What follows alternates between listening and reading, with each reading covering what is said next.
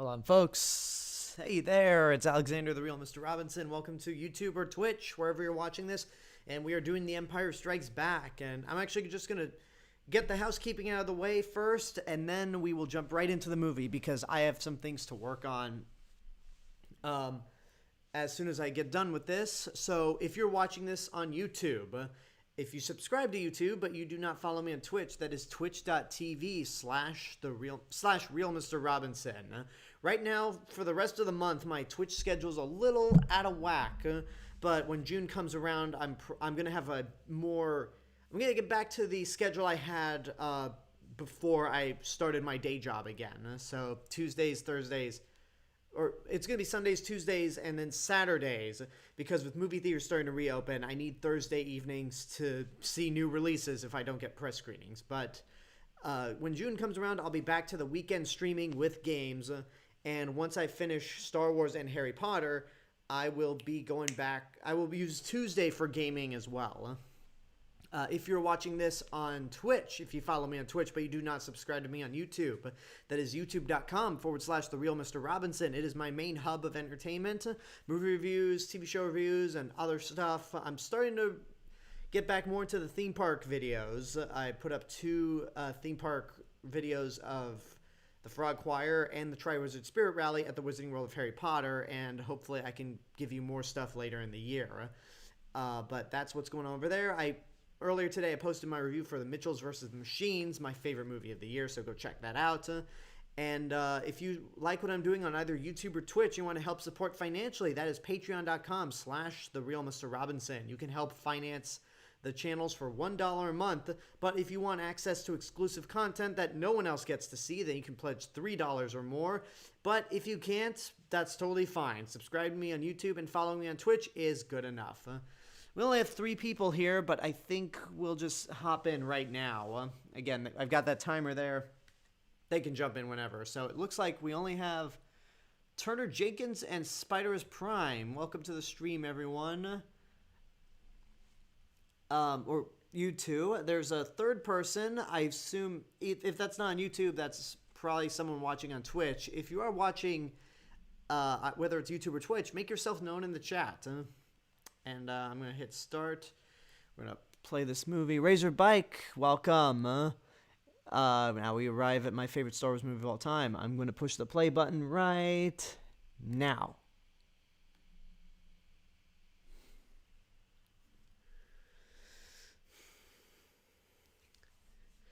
I still can't get over the fact that that Disney now owns 20th Century Fox. Or it's now 20th Century Studios. A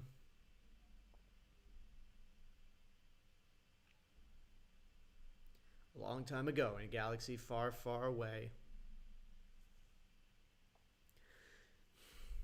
Star Wars. Spider's Prime says the greatest sequel of all time right here. I think it's hard to argue. Yeah. I think it's really hard to argue any sequel that's better than The Empire Strikes Back. I mean, T2 and Aliens are right up there with me, but I think Empire is better. Star Wars Episode 5, The Empire Strikes Back. It is a dark time for the rebellion. Although the Death Star has been destroyed, Imperial troops have driven the rebel forces from their hidden base and pursued them across the galaxy. Evading the dreaded Imperial Starfleet, a group of freedom fighters led by Luke Skywalker has established a new secret base on the remote ice world of Hoth. The evil Lord Darth Vader, obsessed with finding young Skywalker, has dispatched thousands of remote probes into the far reaches of space. Razorbike on the YouTube chat says, I'm watching this on Disney Plus. I don't think this one has much changed in it. Yeah, out of all the movies in the original trilogy, or at least since the 2004 DVD release, Empire Strikes Back has had the minimal amount of changes done to it. So that's the reason I didn't specify which version I watched, because I don't think it really matters which version of Empire you watch. Although next week when we get to Return of the Jedi, I'm going to be watching the 2004 DVD version again, because I refuse to watch Darth Vader scream no in Return of the Jedi. I hate that moment so much. Like, I've learned to tolerate it in Revenge of the Sith, but uh, I will never like that moment added into Return of the Jedi.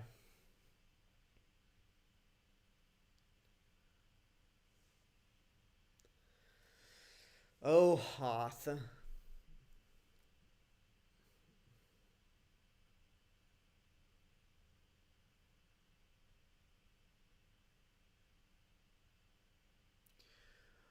I can't imagine what the filming conditions were over there. I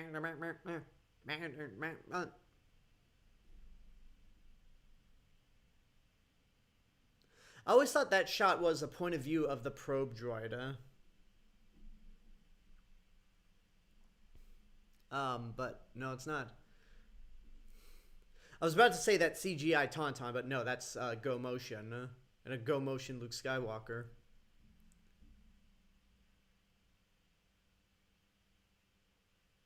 So, are there two probe droids that crashed? Or is that just the same probe that crashed into the planet? And we're just seeing it now from Luke's perspective.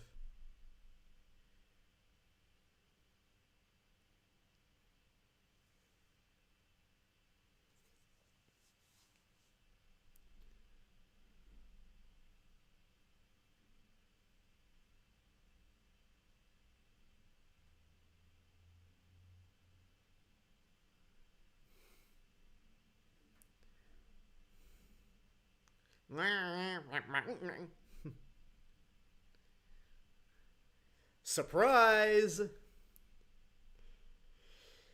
The Wampa. That Wampa always creeped me out.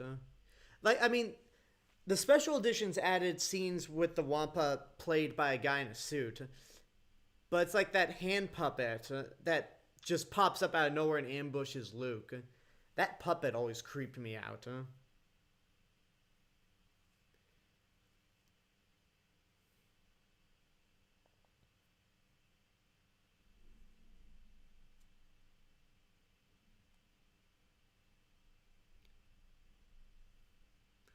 There she is, the Millennium Falcon in the background. Now the foreground.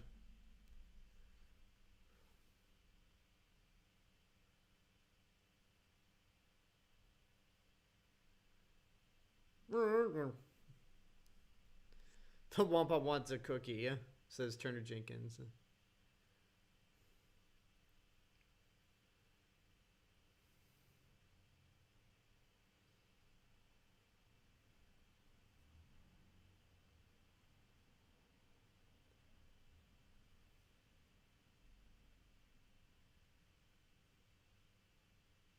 So did they have to move all that stuff into like this ice cave?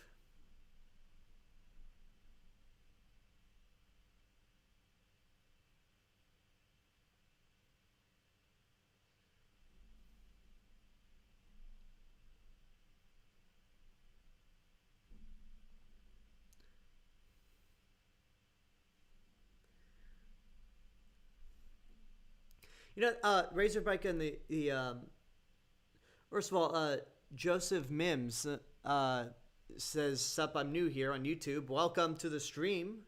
Glad you could join." Razorback says, "Even as a child, this was my favorite Star Wars movie." Um, that's the ironic thing about Empire Strikes Back is it's my favorite Star Wars movie, but as a kid, it's the one that I watched the least.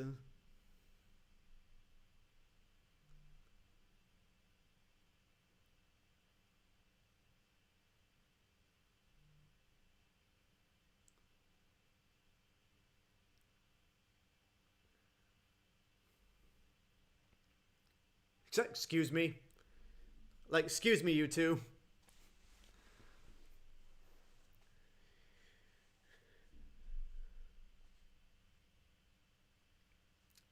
Man, Han has some built up rage in him.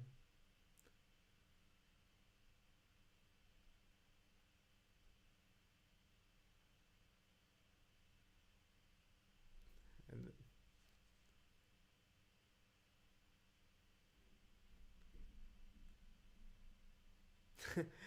Joseph Mims says, "Are you a Star Wars fan? I can't tell." Huh? I'm gonna take that as sarcasm because I've got the shirt of the Rebel Alliance, and if you take a look at my channel, I've done a lot of Star Wars videos. So does that actually work with a protocol droid?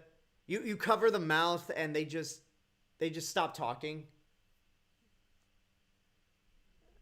Probably, it's probably pointless to ask that question.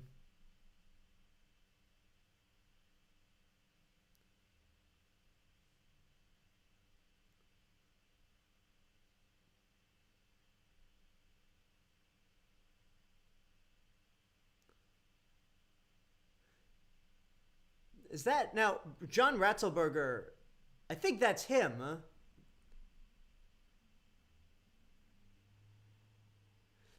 I think that's John Ratzelberger who is talking to Han Solo about how I'll see you in hell. Man, I know George Lucas created Han Solo, but Lawrence Kasdan is the only one that really writes some good stuff for Han.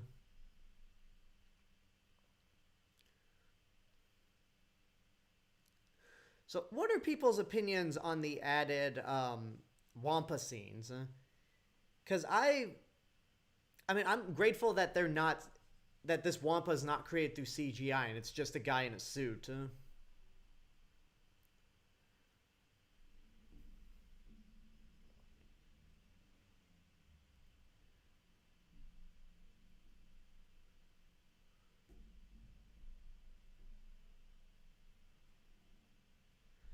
Turn Jenkins says, a little out of topic, but the Wampa for you is kind of like the Barracuda in Finding Nemo. For me, it scared the hell out of me, mainly the pair of teeth jumping at the camera and that the scene is so quick. Yeah, I could see that. I mean, the Barracuda scene in Finding Nemo is intense for the type of movie that it is. Chris Stuckman brought it up, but the humor in this film is so well done, says Razorbike on YouTube. Yeah, despite the fact that this is one of the darker Star Wars movies. So I can tell you, when I saw the original Star Wars for the first time, I didn't really remember which version I saw, but I can tell you that I saw the special edition of Empire Strikes Back for the first time because I'll never forget that shot of the Wampa missing an arm.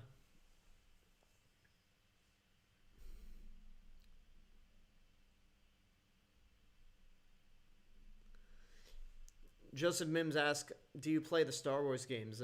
I do. I've played a handful of Star Wars games. Well, okay, no, maybe not a handful, but I played a lot of Star Wars games. But the only one I played on Twitch is Battlefront 2. Oh, and Jedi Starfighter.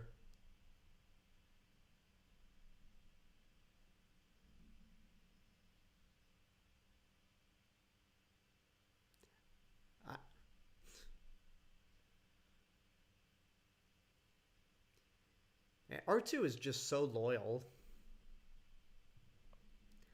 Yes, that is John Ratzelberger is him from Toy Story, but he's also Cliff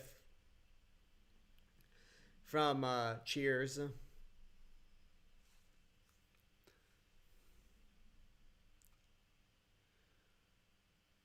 Again, the filming conditions for all the hot scenes must have been hell.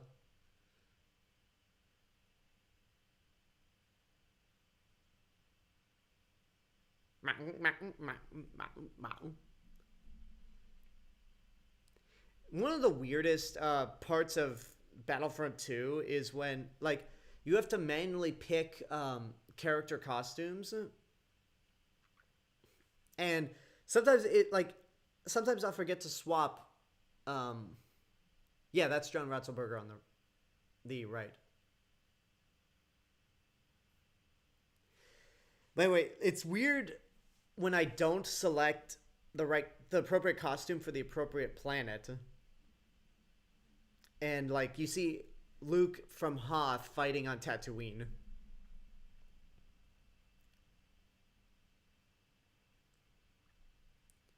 All right, folks, let's close up this base. Don't want any wampus coming in.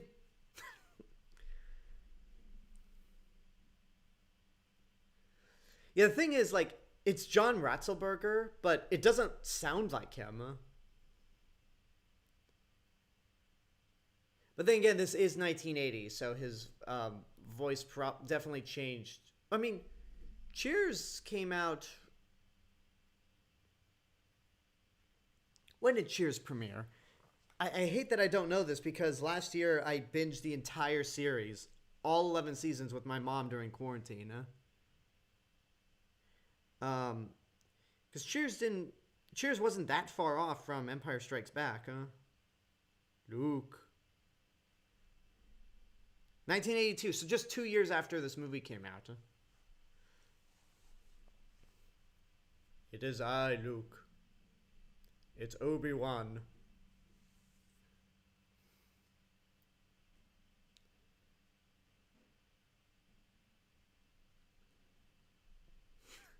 Yo, Yoda. Yo, Yoda. Says Spider's Prime.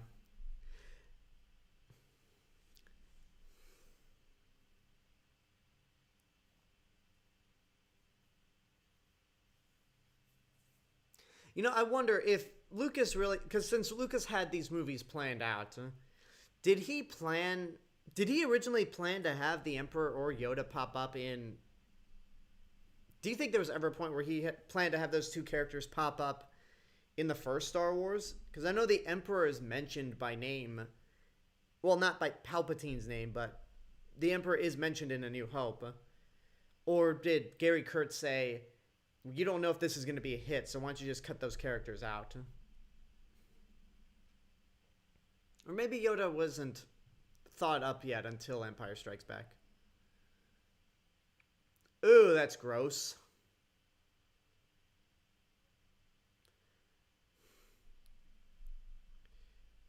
Quit saying made up words, Luke, and get in here.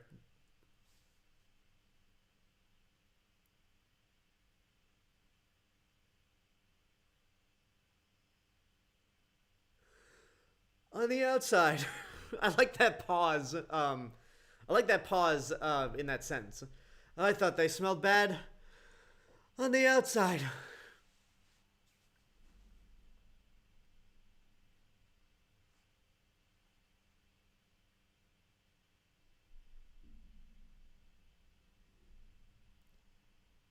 Eight hours later.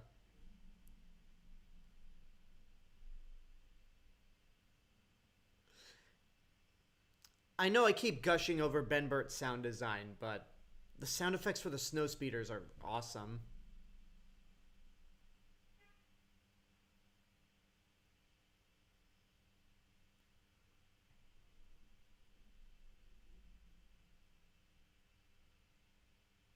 And the way the ships move in this movie compared to the first Star Wars is just like 3 years later, and it looks even better than Star Wars. Like, it just feels fluid. There's nothing about it that seems fake, like some of the original shots in A New Hope.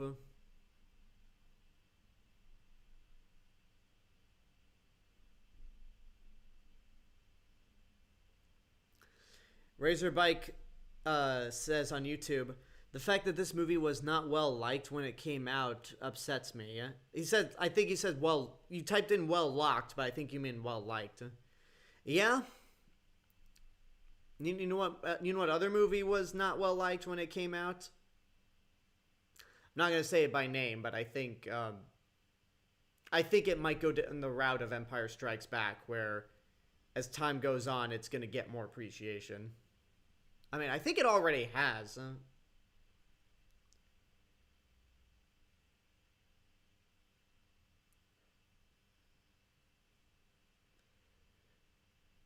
Oh yeah, this was after yeah, that's Mark Hamill after his accident. So that's why he looks slightly different than he did in Star Wars.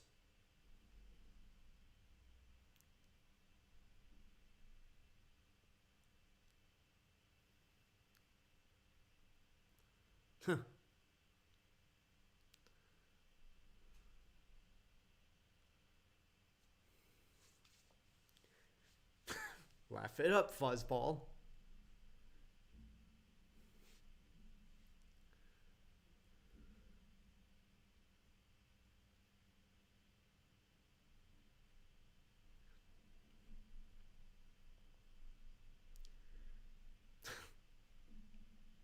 So what do you think Nerf Herder is a substitute for in our world?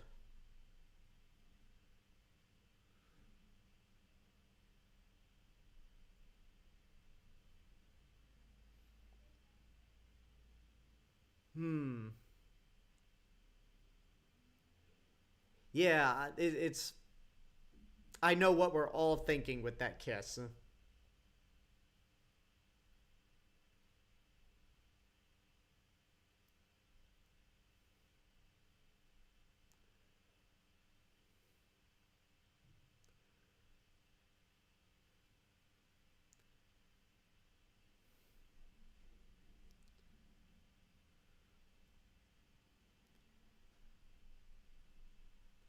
There's something about the probe droid sound effects that just creep me out.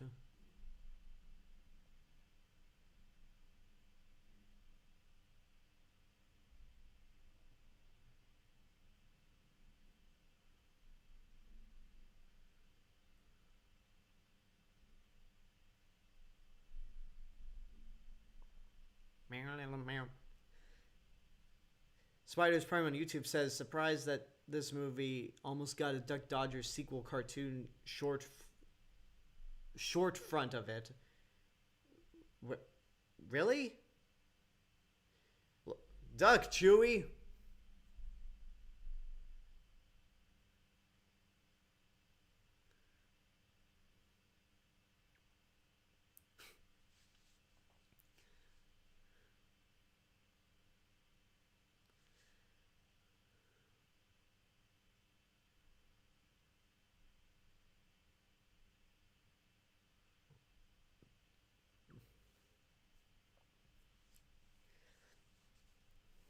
And here's the greatest villain march of all time. Huh? Like I don't care what anyone else says. The Imperial March you can't get any better than the Imperial March in terms of villain themes.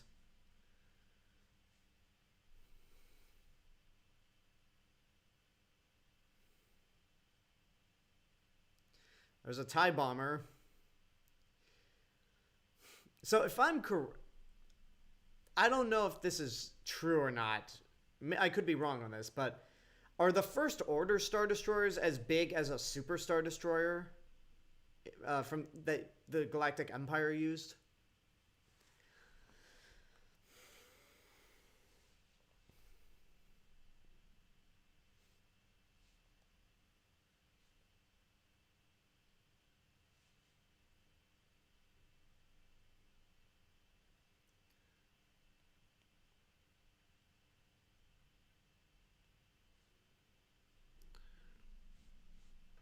I like how Vader's fully in charge this time around, because he was really on Tarkin's leash in the last movie. And that slight British accent that James Earl Jones was doing is gone.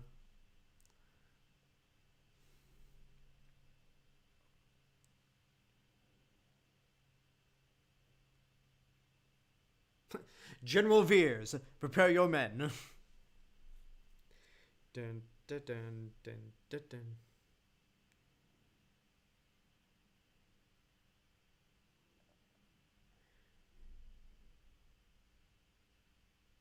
All right, so the First Order Star Destroyer is definitely bigger than the Imperial one.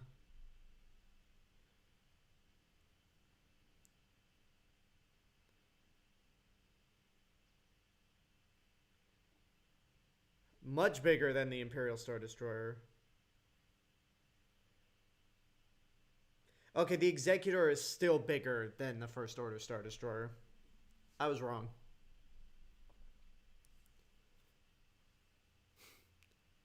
Wookiee hug. I'm still waiting for.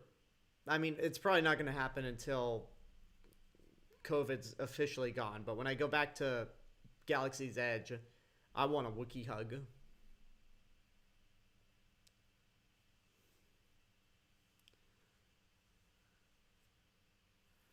Razorback on YouTube says, when I was a child, I used to march around to this march holding my toy blaster. Yeah, I can see how a lot of kids do that.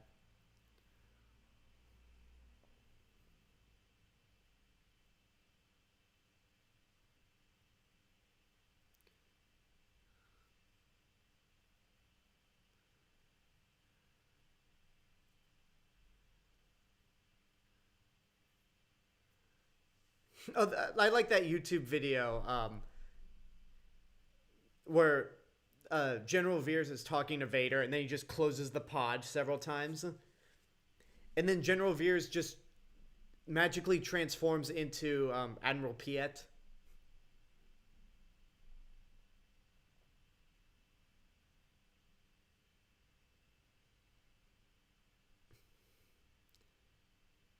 Are Vader's legs crossed?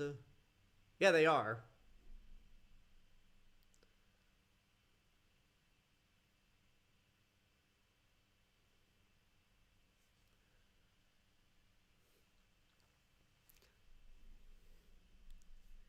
I bet you didn't know I could choke you through the TV.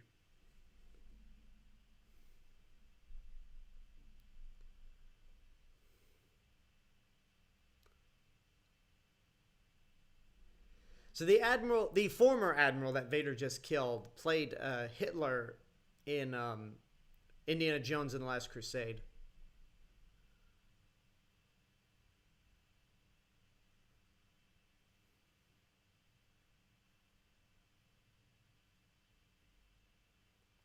Yeah, it's hard to miss John Ratzelberg when with that mustache.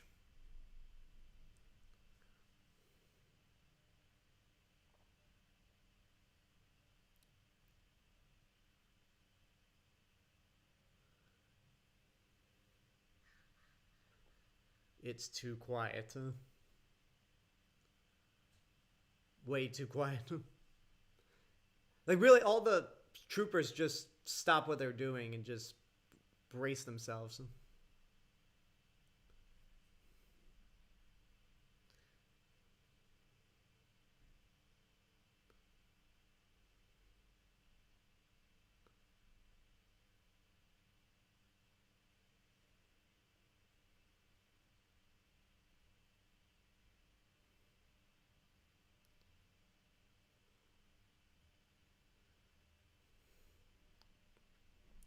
Oh, damn it, we should have done an orbital strike.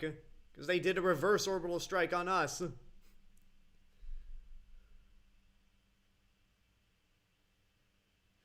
Yay!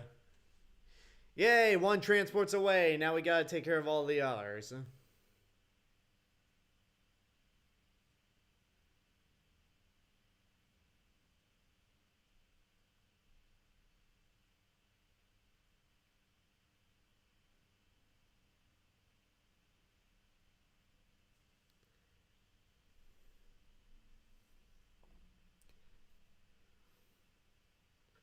Wow, we're already 25 minutes into this movie. Yeah?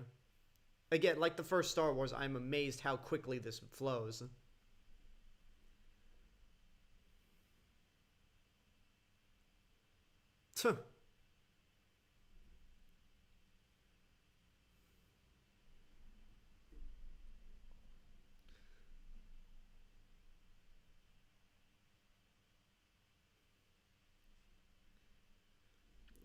Good old go motion for the AT-ATs.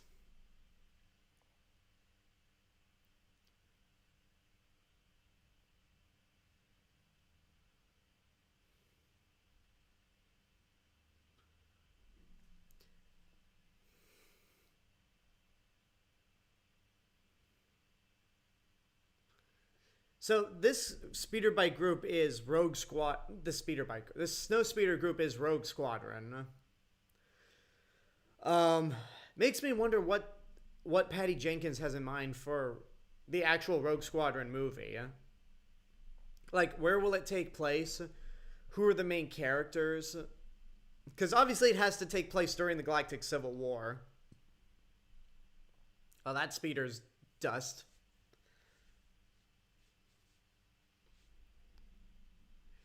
Yeah, yeah, I agree, Razorback. I don't know if they're my favorite fictional vehicles, uh, but they're definitely the coolest. One of the coolest in Star Wars.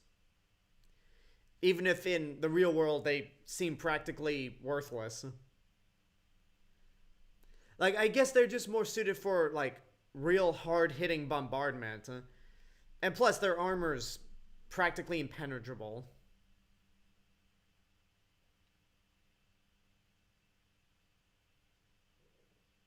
It's amazing how well the Go Motion animation holds up for those AT-ATs.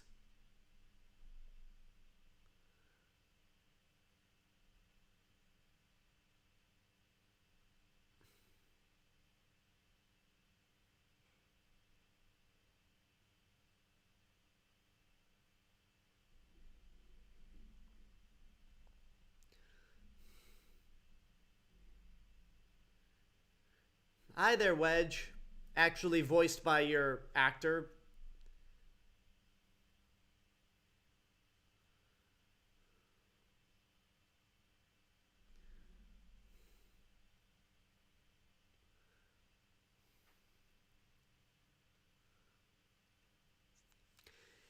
You know, there was a wasted.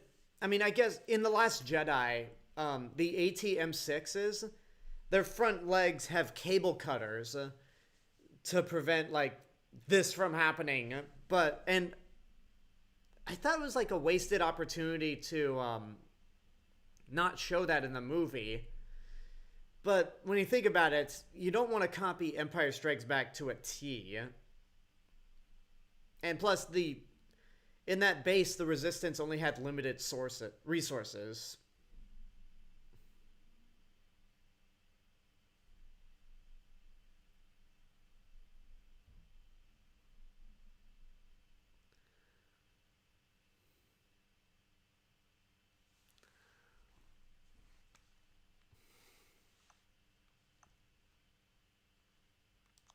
Like, what did I do wrong?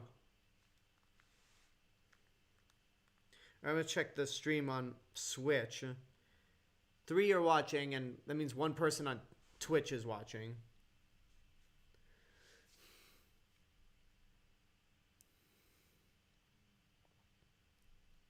Okay, there's a shot coming up that's always confused me. It still confuses me to this day. It's when we get a very brief shot of an ATST. And I want you guys to tell me if this shot makes any sense.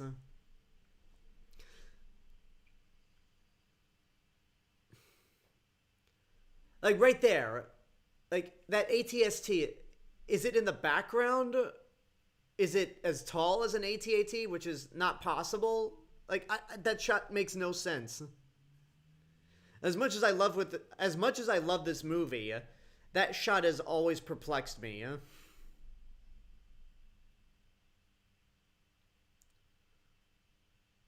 No, Rogue 2 took some damage. And now he's dead.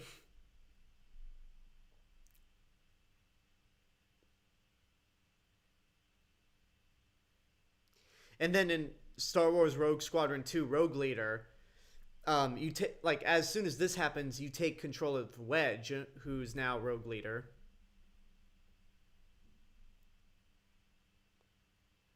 Yeah, you better get out of there, Luke.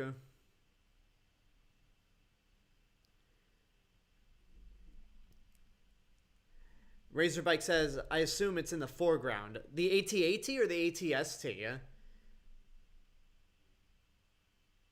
Because again, like, the AT-AT is done at a close-up, like, it's showing its blasters at an elevated rate, but then the ATST looks like it's almost as tall. It's like the ATST looks like it's almost as tall as the AT. I don't know. I'm gonna move on from that shot because I'm gonna start complaining about it all day if I keep thinking about it. Oh, that Snow White protocol droid just bit the dust.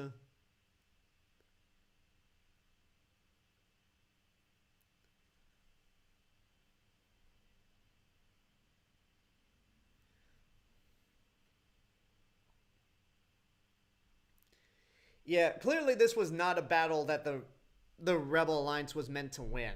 Like this was all this was the only purpose this battle served was to hold off the Empire so the transports could escape.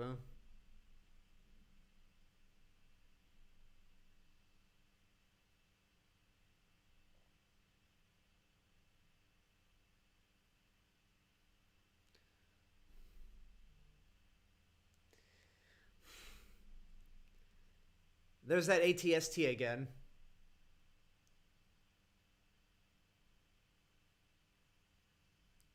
So there was a 2 years ago, I played a trivia game hosted by Simon Thompson, who's part of the Hollywood Critics Association, and there was like some weird shot of like an explosion that I didn't know what it was. Like the segment of the game was, here's a screenshot from a movie. Guess what movie this is from, and then the way I'm going to give you guys the answer is by playing the clip in context. So I had no idea what that shot was. Like it was the shot like of the white explosion, like of the little white after effects of the explosion when the AT-AT's head blows up. And then and then as soon as the clip plays and it's from Empire Strikes Back, I'm like, oh, like I felt so stupid that I got that wrong.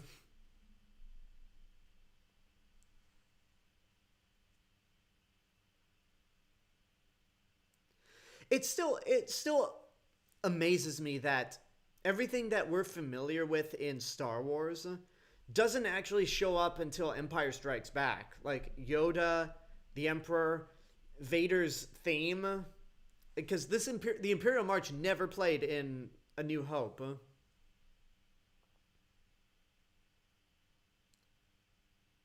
Get in here.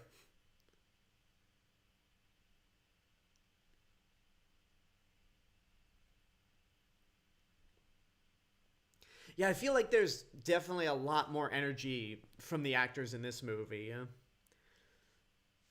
I mean, I'm not gonna.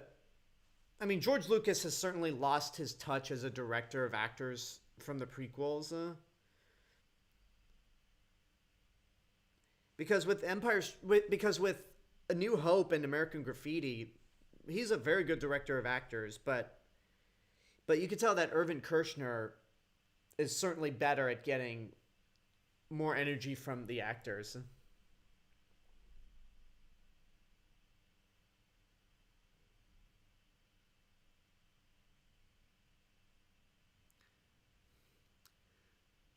It should the helmet, like the helmets of the snow troopers, shouldn't that be a warm cloth rather than plastic?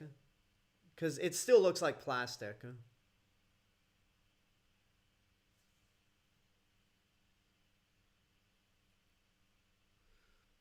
And there goes the Falcon.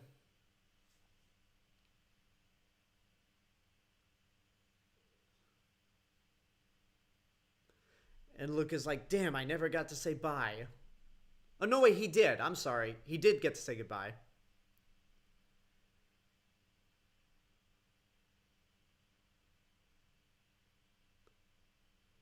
Yeah, about seeing you at the rendezvous.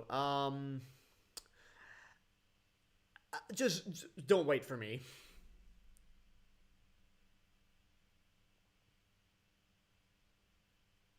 I still think the X-Wing's the coolest ship in Star Wars. Like, doesn't matter which version it is, the T-65 or the T-70.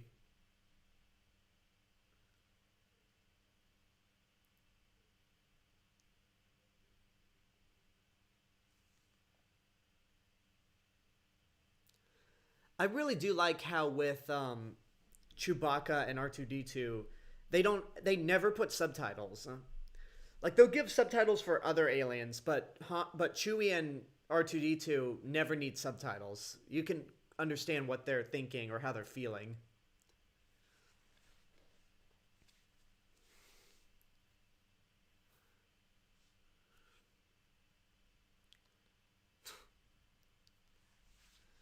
Oh,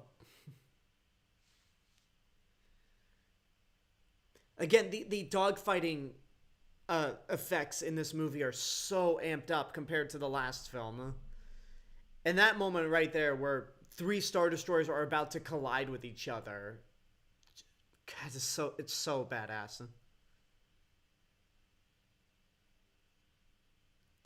Razorbike says Luke and Han don't meet up again till they're on Jabba's slave ship. A little earlier than that, as after the Rancor gets killed by Luke, they meet up really briefly before they're sentenced to the Sarlacc pit.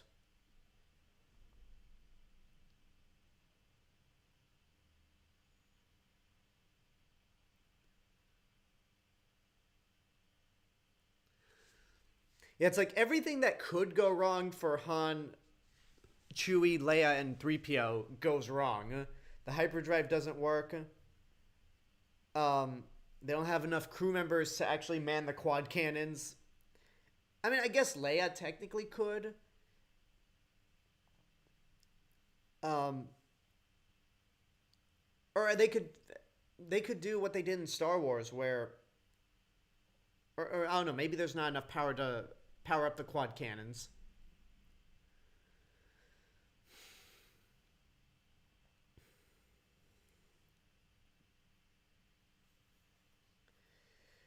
So,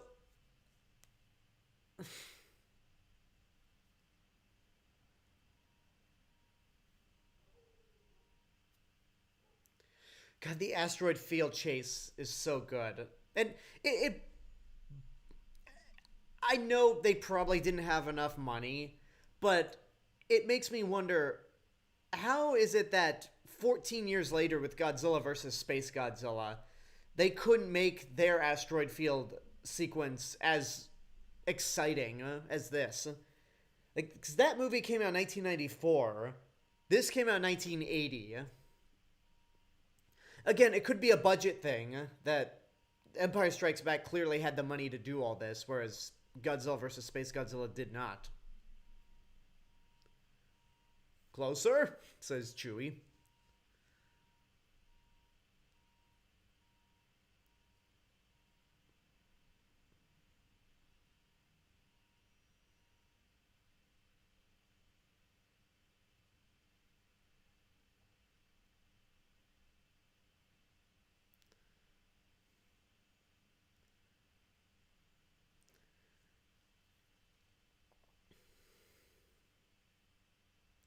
I do like how majority of the original Star Tours ride, its score was taken from Empire Strikes Back.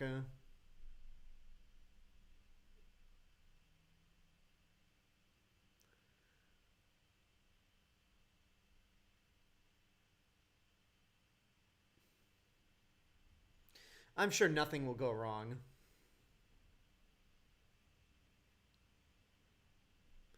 It all, yeah, Razorbike said it was money and time constraints. I'm positive of it. I mean, considering that, like, there was a Godzilla movie coming out every year from 99 to 95, that definitely might have had a factor in it.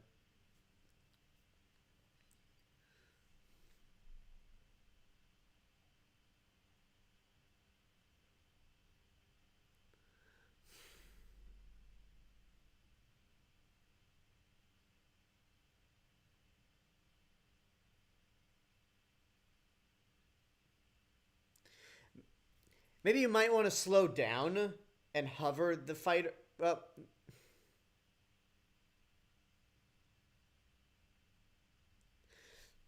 the fact that none of the wings got chipped off during that landing is amazing. And I like how the fog conveniently clears up after they crash.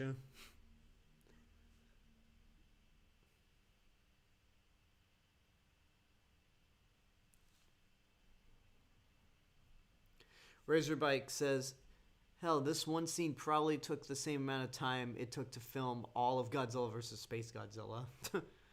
Maybe. Spiders Prime on YouTube says, this is what Louisiana looks like to people out of state. So me, pretty much.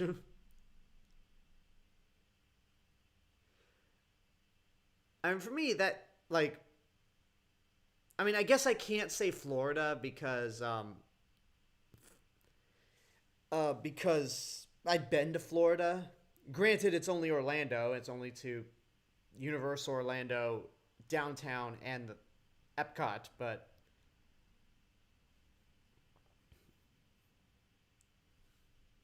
I don't know.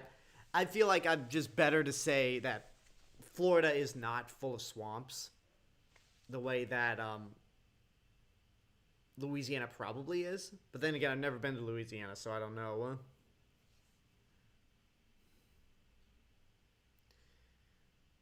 But Florida definitely has a bunch of weird creatures swimming in those swamps or in the waters.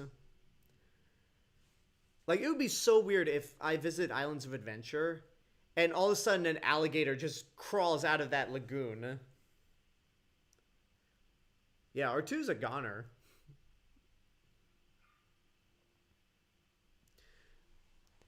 Jacknack '07 on YouTube says hello, welcome to the stream. And there goes R2 flying through the air.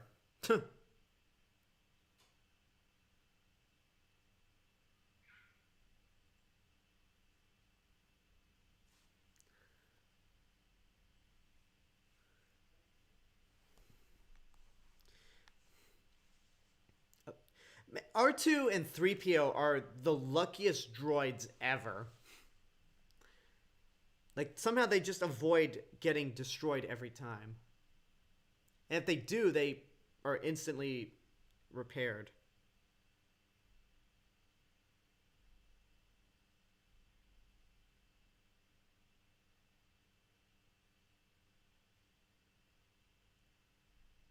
Ew, that's disgusting.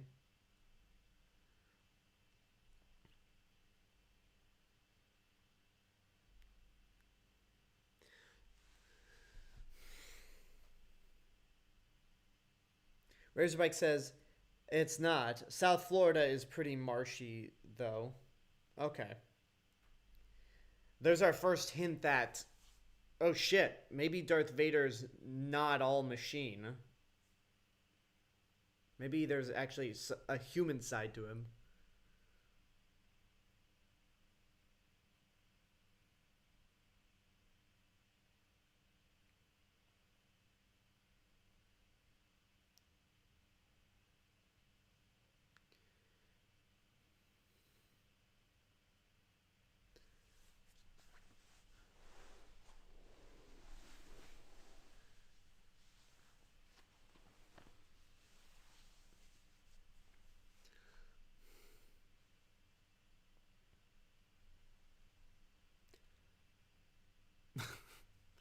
There's some. I'm sorry. I'm laughing because 3PO's blank expression just gets me every time.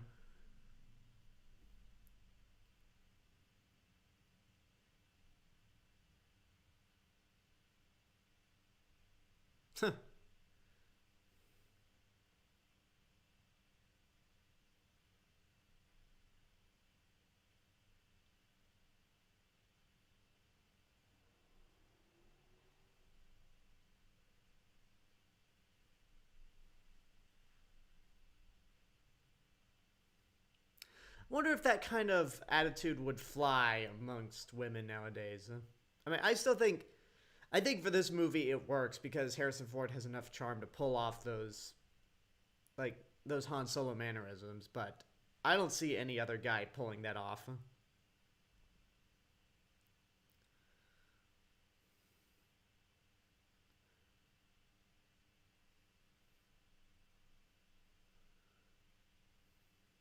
Well, there's your base camp.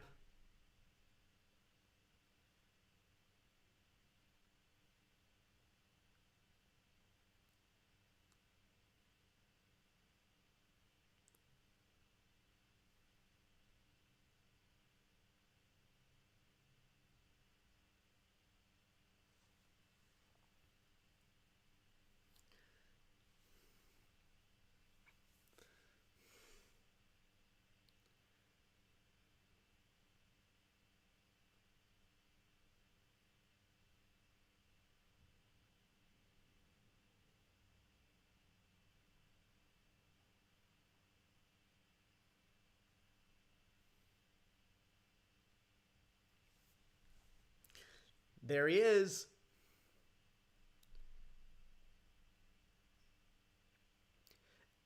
After 3 movies of seeing the CGI Yoda, it's so refreshing to see the original puppet Yoda. It's clearly a Fozzie Bear. I mean, it's Frank Oz, so. Waka waka. Mmm.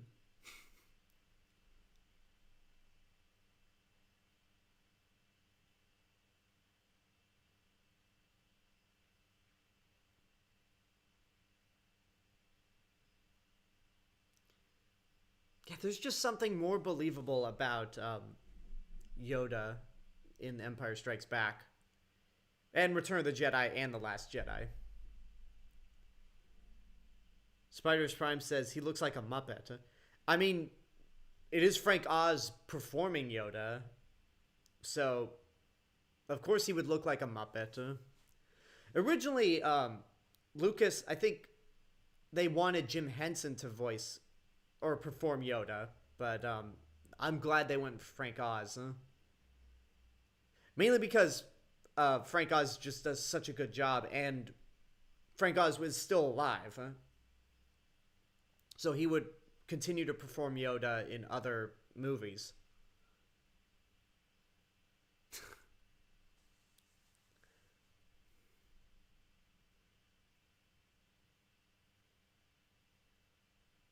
Mm.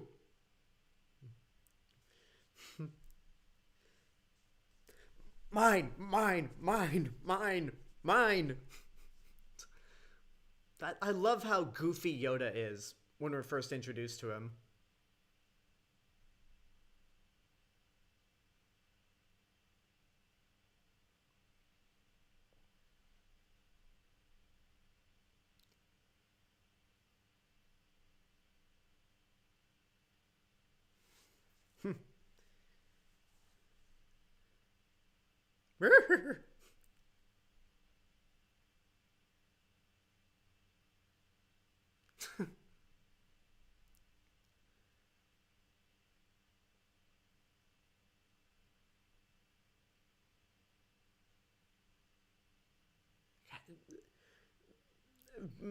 When they brought back Yoda in The Last Jedi, the decision to use a puppet performed by Frank Oz is the best decision they made for that scene. Meanwhile, back on the Falcon.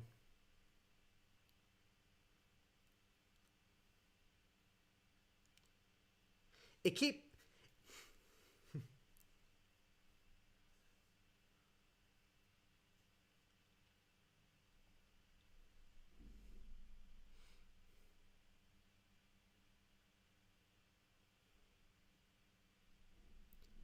Oh, and Captain Solo, your ship also keeps talking about liberating droids and freedom for all droids against slavery, or something of the rather. Do you know anything about that?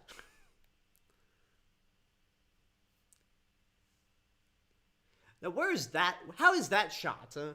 Like, where is this on the? I mean, this is probably somewhere we know in the Falcon, but that like low angle shot.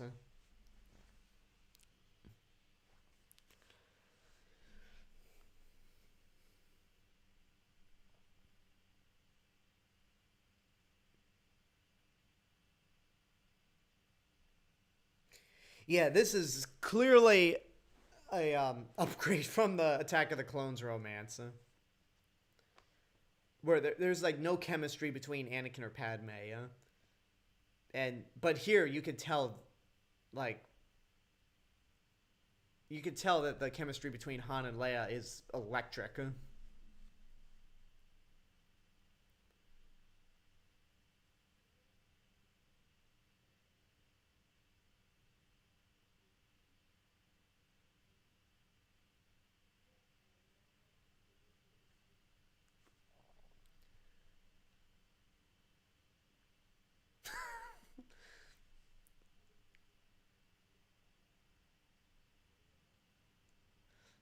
Leave it to 3PO to ruin a tender moment. Well, they're gone.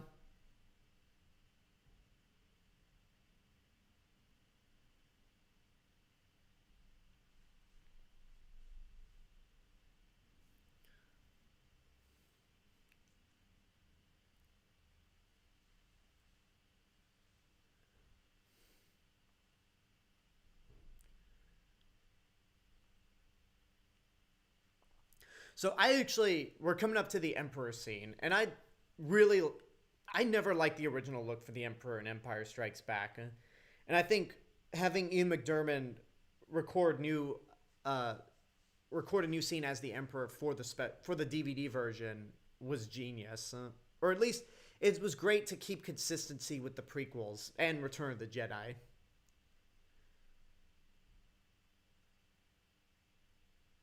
Even though you can clearly tell that hologram looks much cleaner and crisp than the hologram of the two Imperial captains.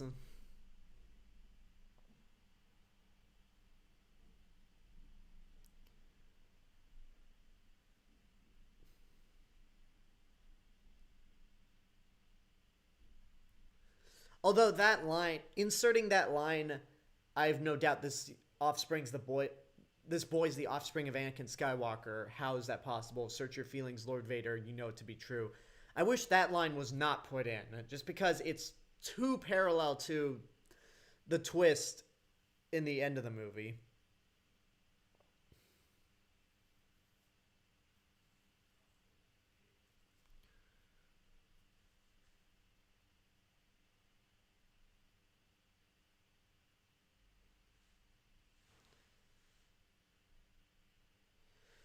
Ian McDiarmid he is so creepy as Palpatine. Even as much as I hate the fact that he came back in The Rise of Skywalker, and I just hate Palpatine's presence in that movie, Ian McDiarmid still does a good job at making Palpatine creepy as hell.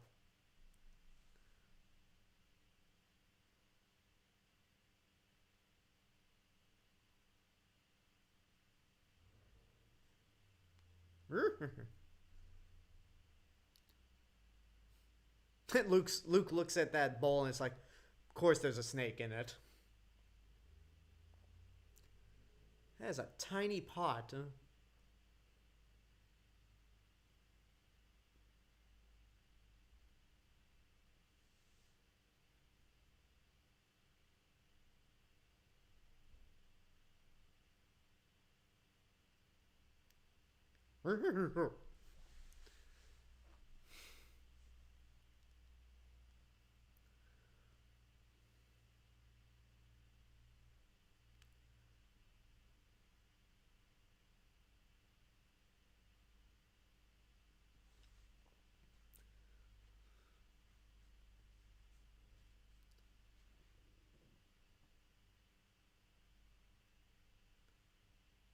and and right there, like Yoda, like the twist that Yoda was testing Luke this whole time. Such a great twist. Like I really love a youngling you were, Obi-Wan. Master Qui-Gon trained you. He did. Um, yeah, I really love the theme. There are a lot of things I love about this movie. Um, like I love how we get a more mythical look into the Force, and I also love the theme of this movie. How nothing is as it seems. Like Yoda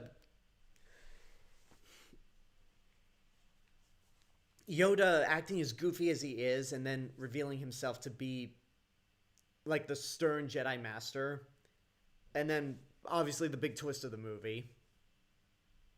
And then there are other elements that don't appear as it seems.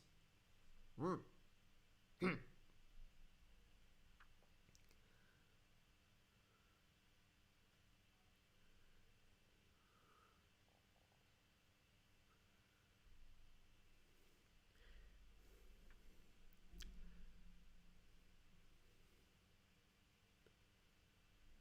It's like, yeah, but Obi-Wan, your recklessness came in once you became a Jedi Master.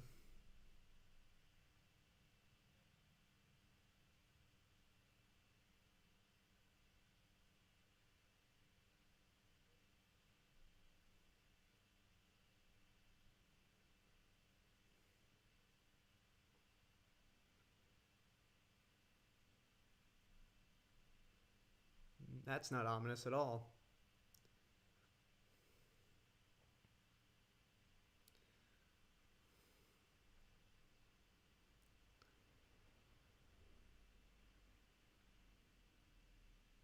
And that's the last we will ever see those TIE bombers.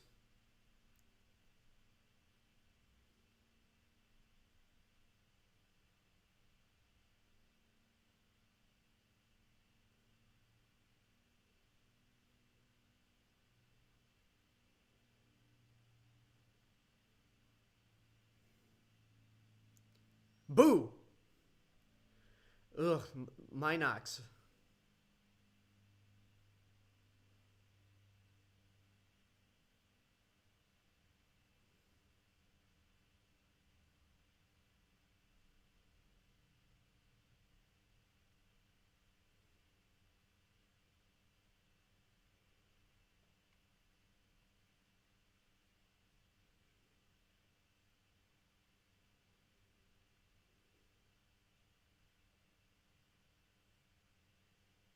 You know, some people criticize or just pointed out that they're not actually wearing spacesuits since they knew that they'd landed in an asteroid. But they have oxygen masks. So at least they knew to put those on. She said the thing.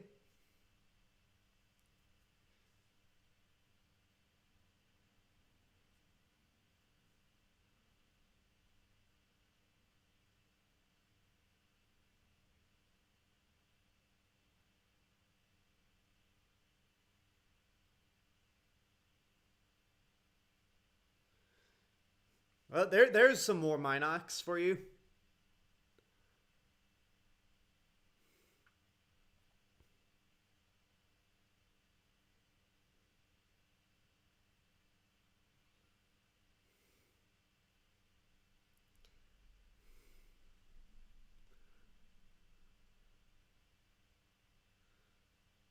Something's irritated.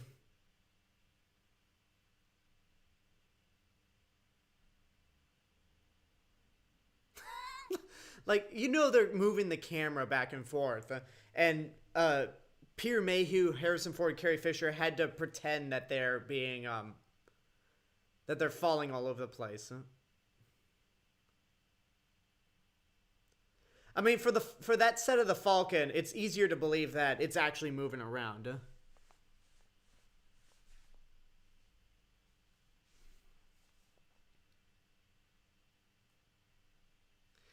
Razorbike says, there's also the whole decompressing horribly bit about space.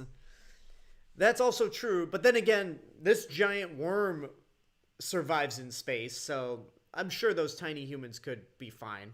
And that Wookiee. Again, this is a movie about space wizards, where there's sound in space, so I don't think it's really worth, I don't think it's really worth complaining about, even though I just spent... No, actually, no, I spent some time defending it.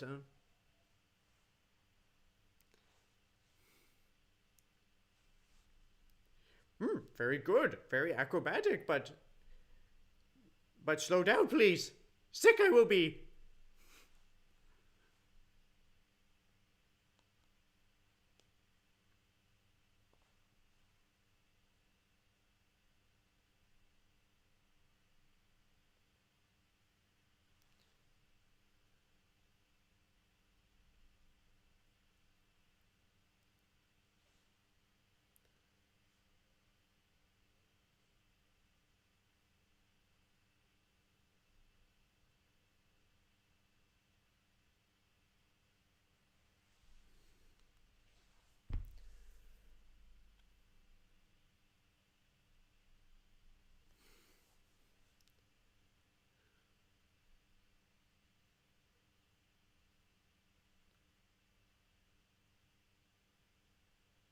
that response, that the response that Yoda gives when like fans start to nitpick stuff, even me, when I start to nitpick the scientific elements of Star Wars, it's like, wait, why could they? No, there is no why.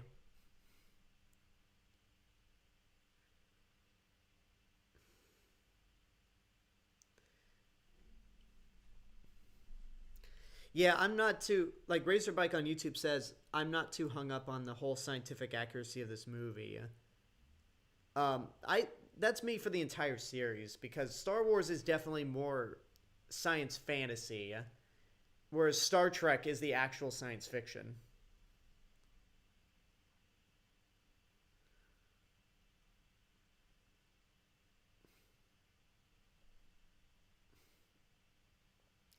Is that a pair of jeans that Yoda's sitting next to?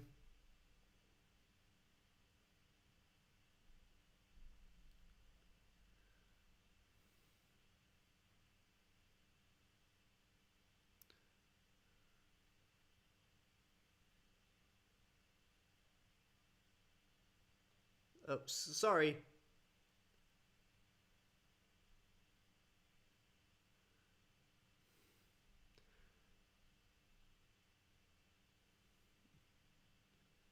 And there's just a random iguana just crawling out. I always love it when I see just regular Earth-looking creatures in Star Wars.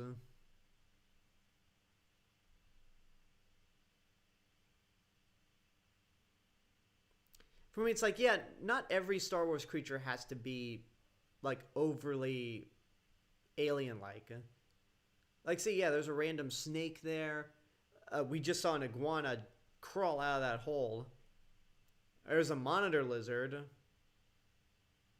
There's another snake staring at Luke Skywalker as he walks further into the cave.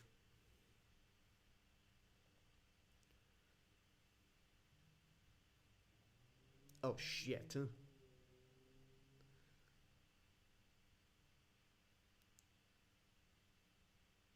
So I wonder how many people thought that this was actually Darth Vader showing up, Like, because I certainly thought that was the case. Like, oh shit, Darth Vader actually found Luke Skywalker.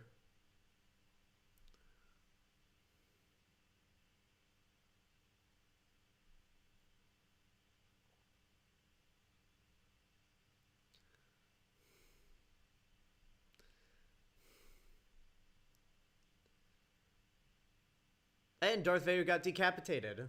Alright, series is done. The Empire is defeated. Quick, that was a... I guess it's just going to be a two-part series, not a trilogy. Nope. Nope, it was all a test. It was all a test for Luke Skywalker, and he got a big old F.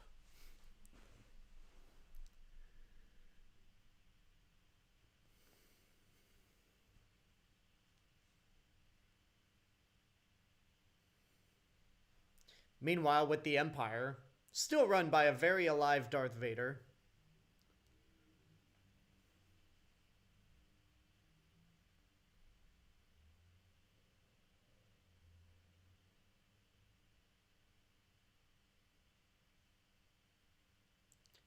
Yeah, Bosk is not amused by that "we don't need their scum here" moment.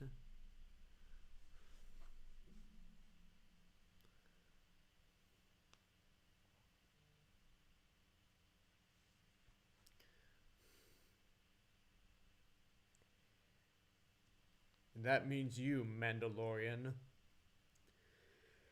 Crazy to think that... Okay, this is the first time I've rewatched Empire Strikes Back since Boba Fett returned in The Mandalorian. How many of you think of Boba Fett in The Mandalorian before you think of him in Empire Strikes Back? Because again, in these first two movies...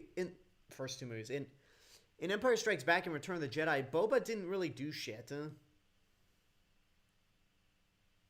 I have watched a little bit of the Dark Crystal, Turner Jenkins. I saw it at a Muppet class at community, not community college, at UC Santa Cruz almost 10 years ago. I want to see the whole thing though, and I haven't seen the Dark Crystal series on Netflix. Oh no. Spiders Prime is now on Twitch saying there's an error with the YouTube stream. That's not good.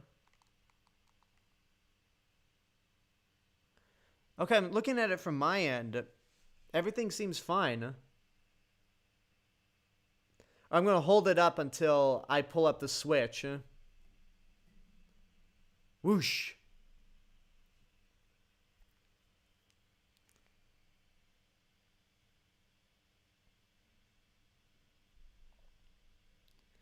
So if you're on YouTube, how does it look from your end?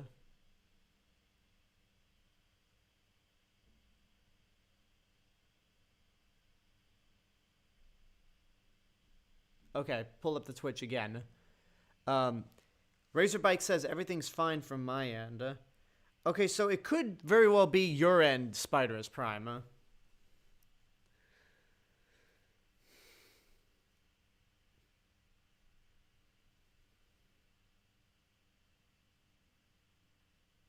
For everyone else watching on YouTube, how does the stream look from your end?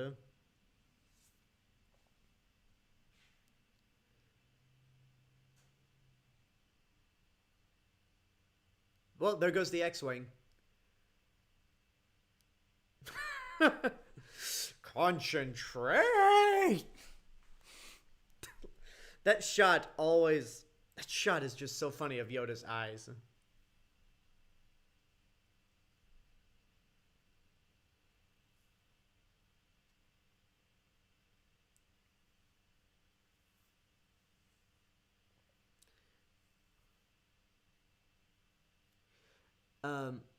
Turner Jenkins says, I will say, Alex, it is a great watch, both the series and a movie. Anyways, I first watched this movie and thought it was Darth Vader also. Yeah, I really thought so too. Because, again, going back to the theme of this movie where things are not as they appear.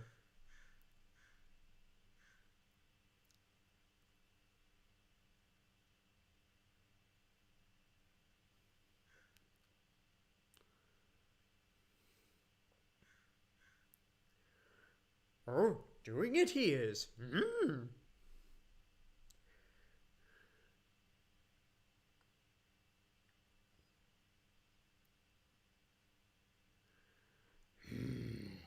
Failed again he has. Yeah, now it's fully sunk in there. Way to go, Luke.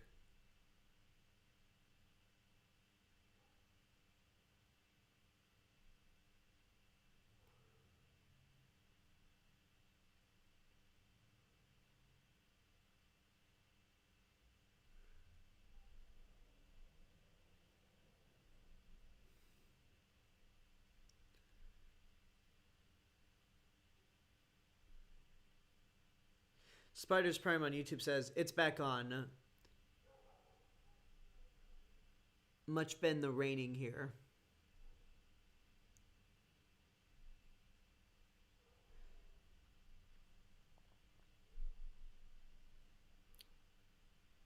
You say in LA, you're talking about Louisiana, right? Razorbike? Because it's not raining in LA.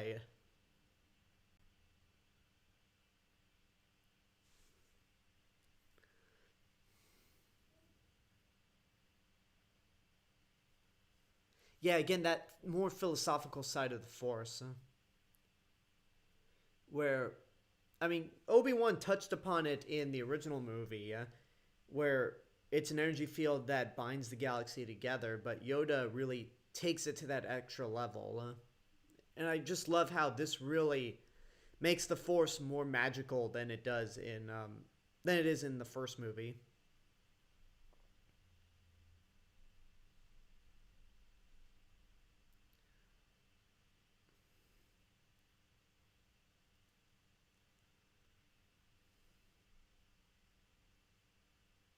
It's like, oh, now what?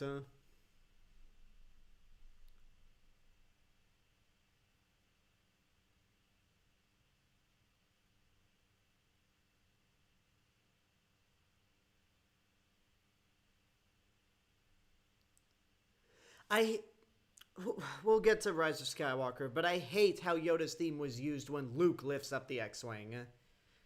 Like, never mind. Well, we'll get to that in about 2 weeks.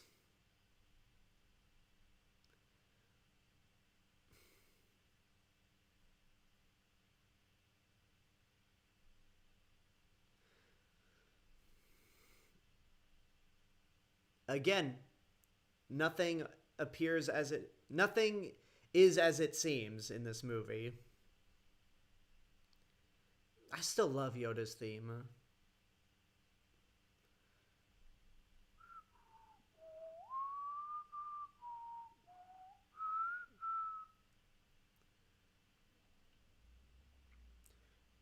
That is why you fail.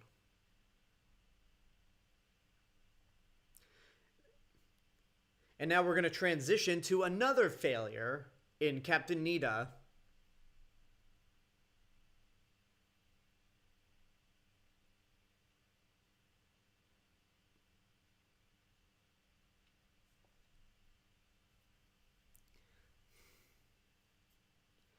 It's okay, he's not actually dead. Just drag him behind the scenes, get him a mustache, and put him back to work. He'll be fine.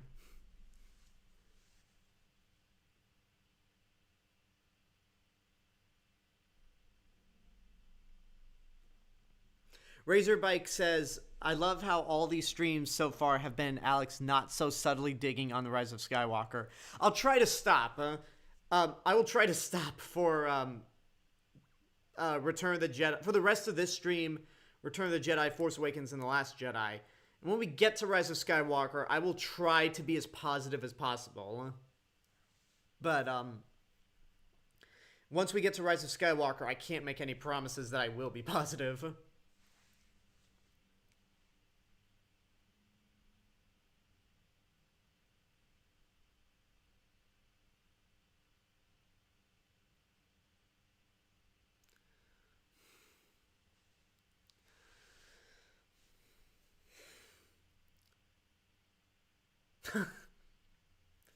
I just love how Han is just does this, and Leia knows to shut C-3PO off.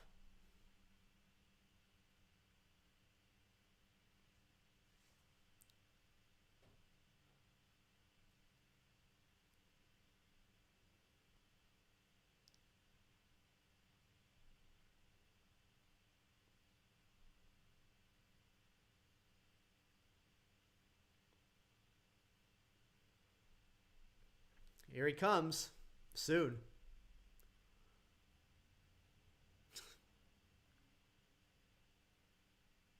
So has Bespin the closest planet to where they are?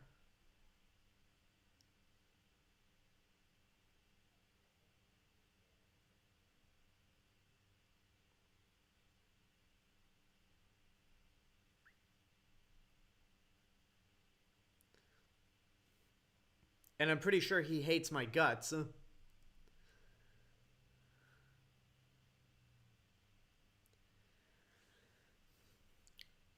That's a huge... Those are big garbage pieces. Just floating out in space. Like, I'm sure it's just junk. Like, it's just metal junk.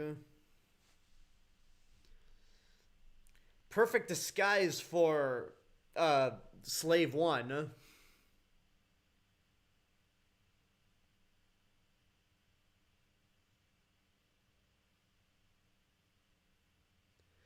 There's Boba Fett. Absolutely worthless in these two movies.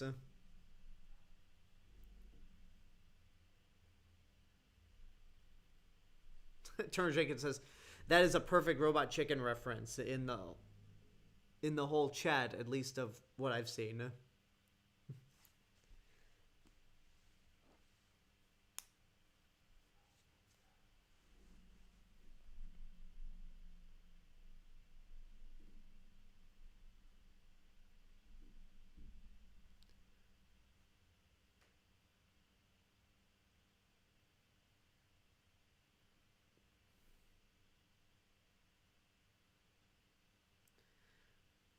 Disappointed I am again.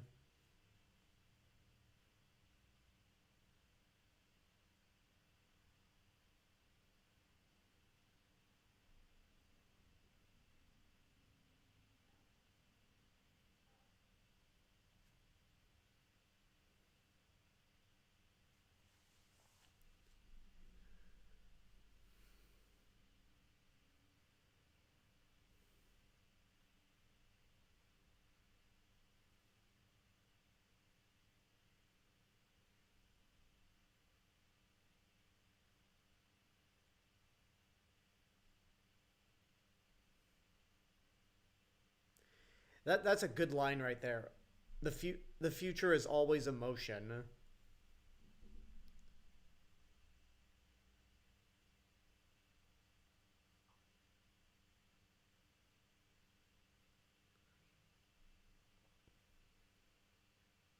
Yeah, again, Yoda still has that old Jedi mentality. Yeah,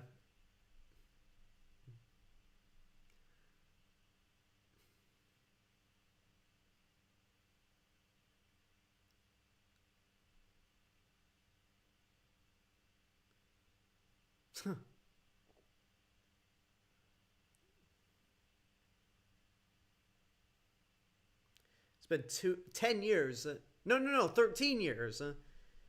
Unless Lando and Han met each other after at some point when after Han won the Falcon.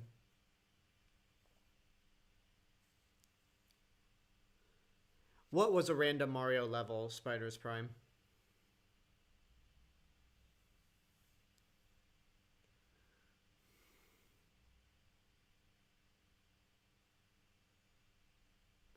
There's Cloud City. Not a very original name, but whatever. There's a special edition shot of the Falcon flying through the city. And now we cut back to the regular original theatrical version when the Falcon lands.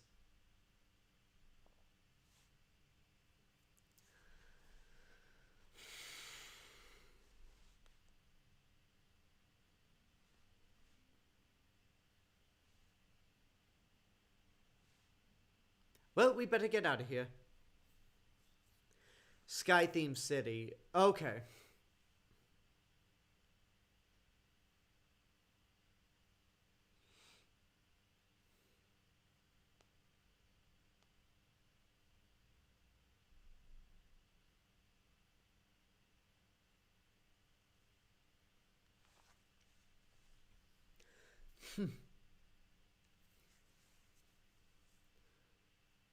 Oh yeah, that train that just flew at the bottom of the screen, that's CGI. I love that using that GIF online sometimes.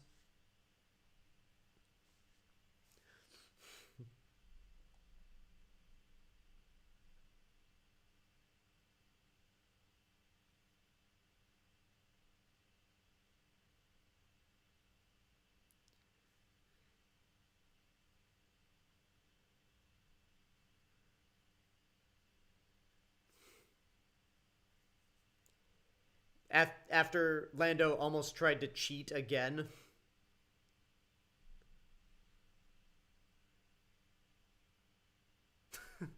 I love that line. Hello, what have we here? God, Billy D. Williams is so smooth. I I mean, yeah, it's Lando Calrissian, but I think that applies for both character and actor.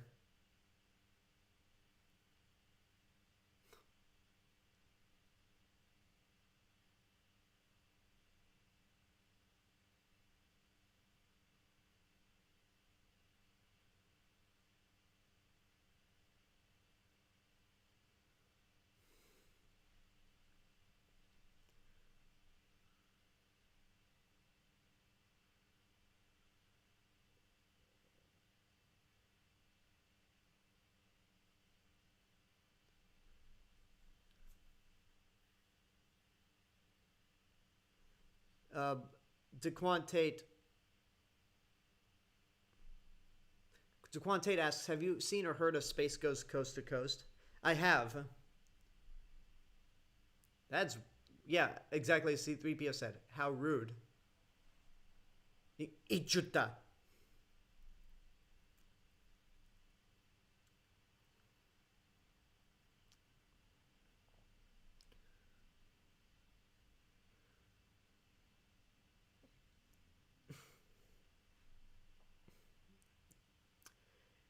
Yeah, that's on 3PO. Like, it's 3PO's fault. He got himself into that mess.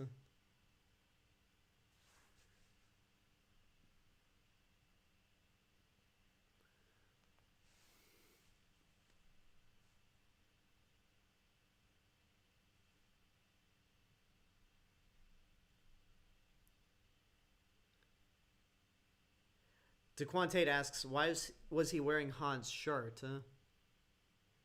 Are you talking about Lando at the end of the movie? I don't know.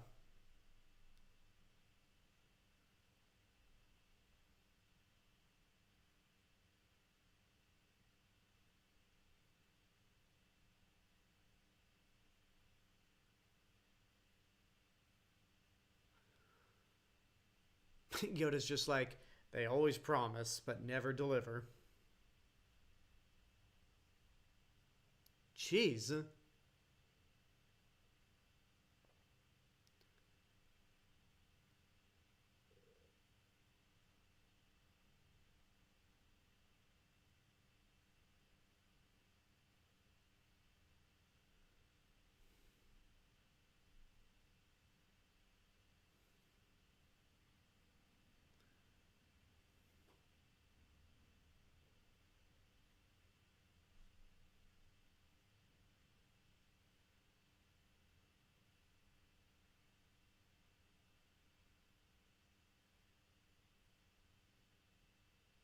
I do really hate this mentality of the old Jedi ways where it's like, yep, sacrifices will have to be made. Again, you wonder why the old order failed. And why it failed when Luke tried to revive it prior to the fall of Ben Solo.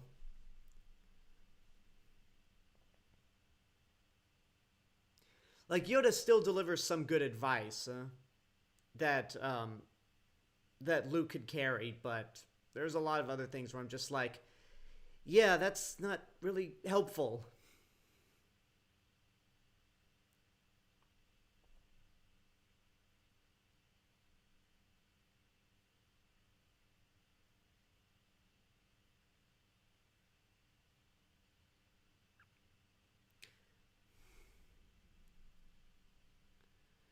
Spiders Prime says, I'm staying on YouTube.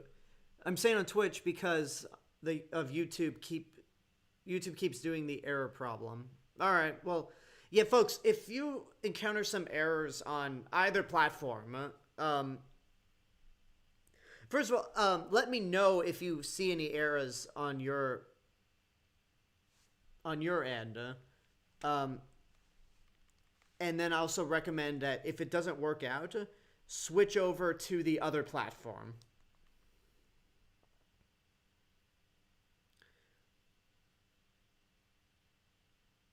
Turner Jenkins, you say something happened. Are you talking about the YouTube stream? Because again, it still is it's still working on my end. Razorbike asks, so he is talking about Leia? Originally, no, because Gary Kurtz has said that Luke's sister was actually going to show up in Return of the Jedi, but it wasn't going to be Leia. I'm going to open up Safari and see how it's looking on my end. Because it could very well be your end. And again, folks, if you're on YouTube and the stream is acting up, just head over to Twitch. And if Twitch starts acting up, just head over to YouTube.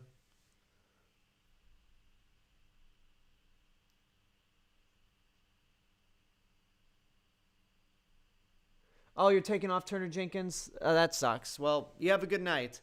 And again, it looks like the YouTube stream's working on my end. It glitched for a sec, but it's fine now. Okay.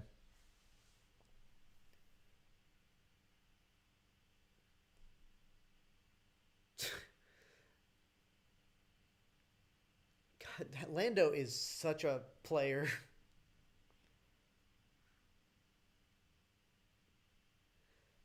Jack Nako 7 says, I have returned on YouTube. Welcome. I don't think I saw... You weren't in the stream at all today, because...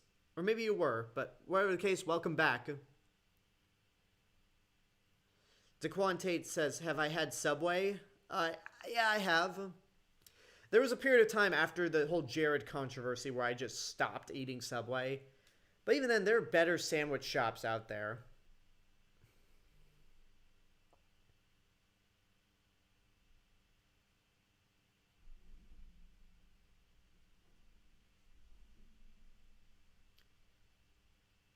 Narrator. Narrator says, "The Empire is here."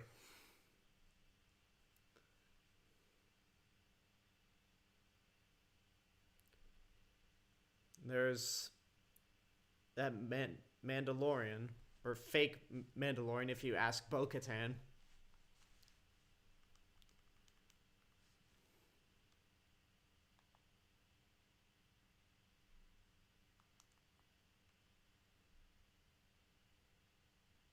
Yeah, YouTube still looks good. Huh?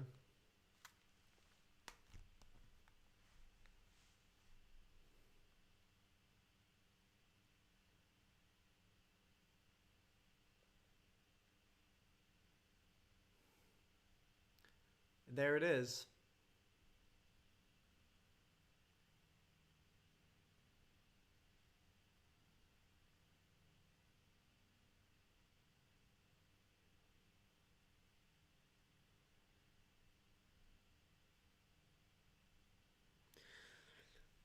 So is it wrong? Is it wrong that I think that whenever I think of Boba Fett now, I no longer think of Jeremy Bulloch. I think of Tamir Morrison or Tamira Morrison. Also, again, I'll ask this question again. When you think of Boba Fett, does the Mandalorian come to mind first, or does Empire Strikes Back and Return of the Jedi come to mind first? And one person just says Attack of the Clones. He lives. Well, maybe, not quite. There he goes.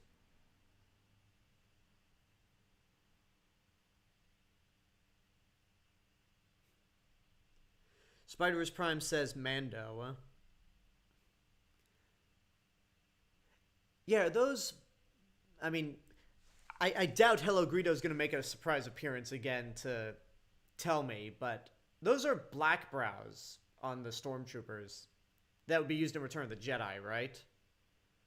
I mean, they look like the Return of the Jedi stormtrooper helmets.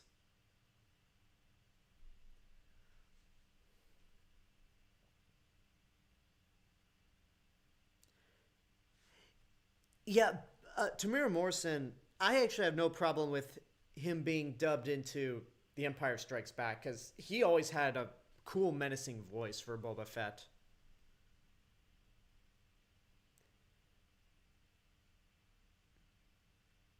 Because the voice act, even though he's played by Jeremy Bulloch in the movies, he's voiced by Jason Wingreen, and I always thought Jason Wingreen's delivery of lines was always flat. It just, I don't know.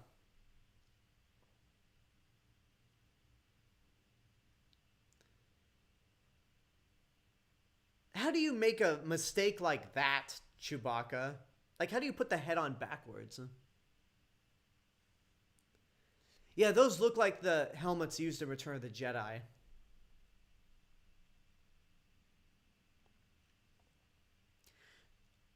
All right, this is unrelated, but DeQuantate asks, have you seen the news about the Israel and Palestine conflict? I have. Yeah, it's upsetting. I'm not going to get too deep into it, but I will say this one thing. As someone who voted for Joe Biden, as somebody who thinks he's doing a really good job as president so far, I'm very disappointed with some of his viewpoints on this conflict. That's all I'll say. I mean, I'll say this. I'm still doing research into the conflict so I get the full picture.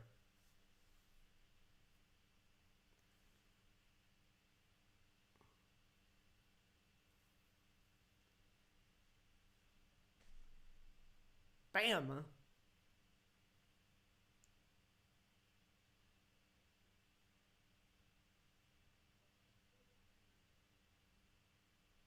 Lando always has the best capes.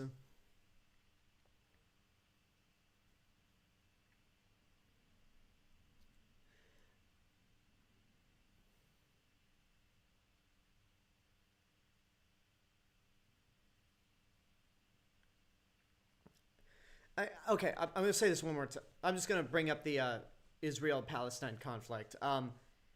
It's too right now, from what I know, it's too messy for me to actually say a whole lot more beyond what I just said. Like, I want to make sure I know every little detail before I decide to actually voice any opinions on it.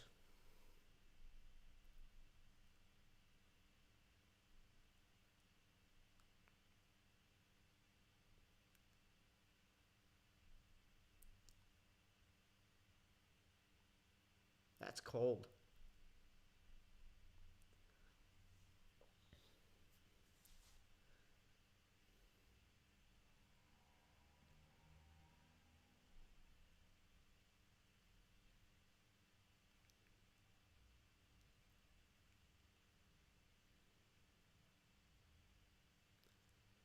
Yeah, this really is the darkest part of the movie.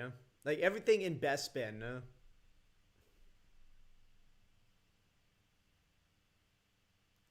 And I probably could do without some of C3PO's narration. Or at least C3PO's commentary.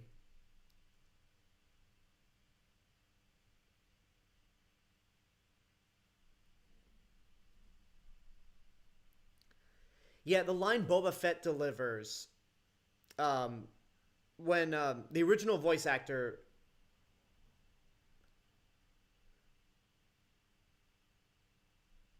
Okay, you could briefly hear it, but there was the Wilhelm scream again. By the way, when the original voice actor delivers that line from Boba Fett, like it just sounds like this.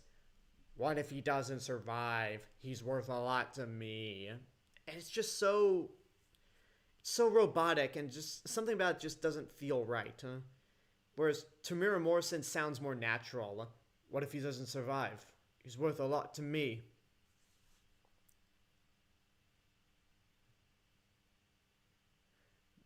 That iconic line. Huh? I don't think, unless you and your significant other are hardcore Star Wars fans, I don't think many guys could get away with saying "I know" as a response when a girl says "I love you," because when a girl says "I love you," you damn well better say it back, because or I mean, if you're just as interested in her as she is in you.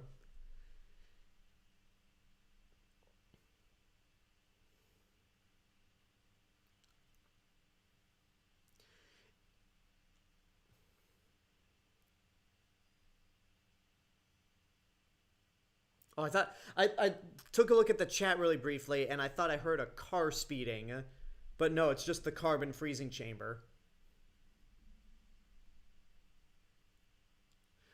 Okay, going back to a little bit in the chat, JackNack09 is on Twitch saying YouTube is having some shenanigans, so I'm on Twitch, the Twitch stream now. Okay, that's good. Who's speaking of Twitch? Who's online right now? Because we're almost near the end of the movie, and see if we can try to initiate another raid.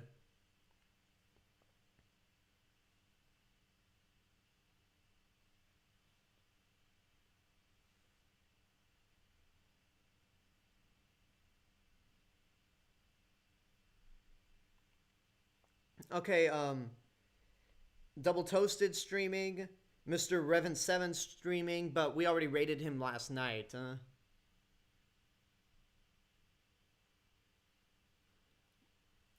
Oh, the YouTube down is worldwide, not part. So YouTube is down.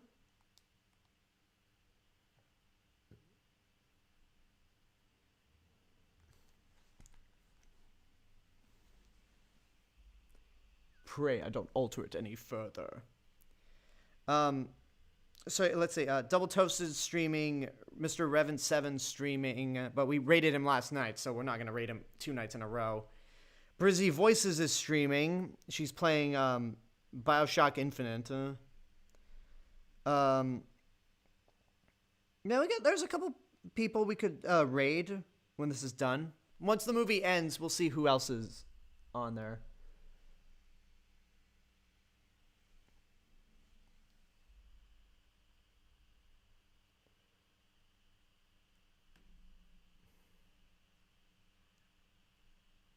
Okay, YouTube does look fine on my end. But if Twitch works better for you guys, then just go ahead and do that. Besides, once it'll be easier to do a Twitch raid with more people on there. So, how do you guys feel about Jedi with blasters? Because I feel like when it comes to Luke and Rey, like, it's a different time for Jedi when they're more scarce. So I think it's like, hey, different times call for different measures. And I'm not opposed to Jedi using blasters. How many people are on? I assume 3 people. Yeah, 3 people are on Twitch.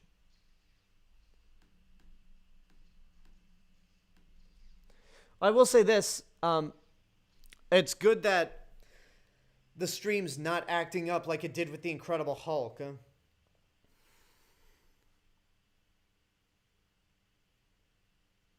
Ironic that line, that the "it's a trap" line was first said by Carrie Fisher in Empire Strikes Back, but everyone remembers Admiral Akbar's delivery in Return of the Jedi. It's a trap!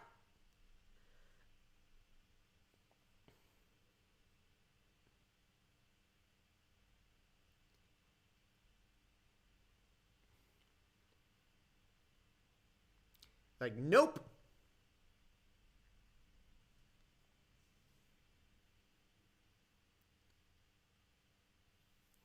Razorbike on YouTube says, I'm fine with Luke using blasters. Oh, Jack Knack09 followed me on Twitch. Thank you for that.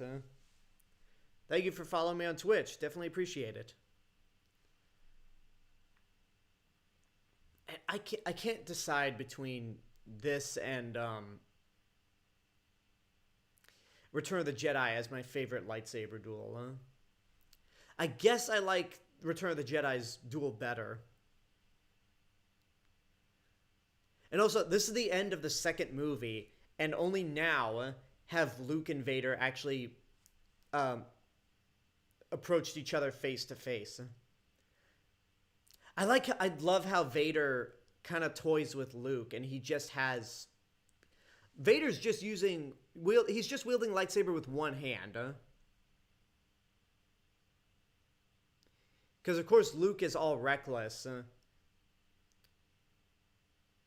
And this is definitely a better, more choreographed fight than Vader and Obi-Wan. Oh, those are Jango Fett's blasters. The Bespin guards are carrying blasters that Jango Fett would wield.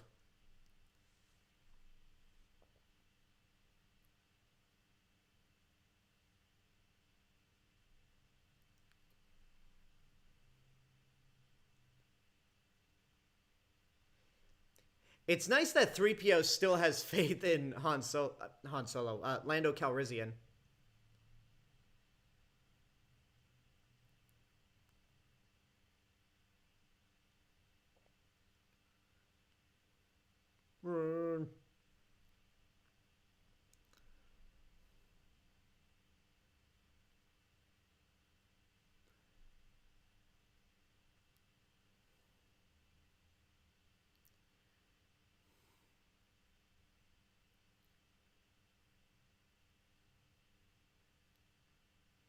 Chewbacca growls, "Fuck you, Goldenrod." You know, when you think about it, if we're talking about just the movies, Captain Phasma did a lot more in The Force Awakens and The Last Jedi than Boba Fett did in Empire Strikes Back and Return of the Jedi.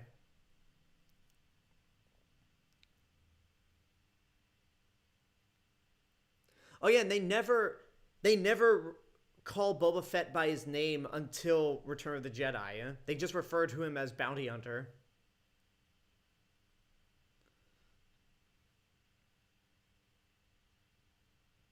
There goes Slave One.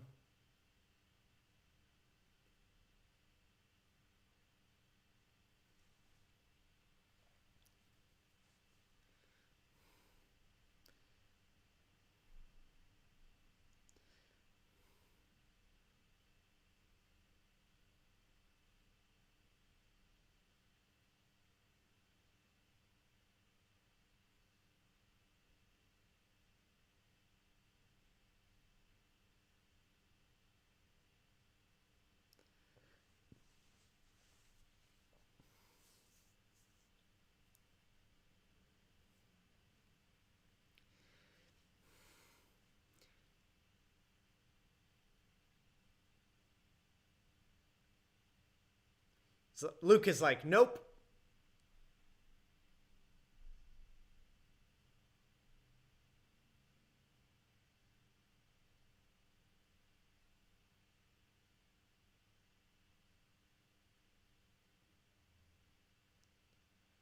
Ooh. I always love hearing Vader grunt.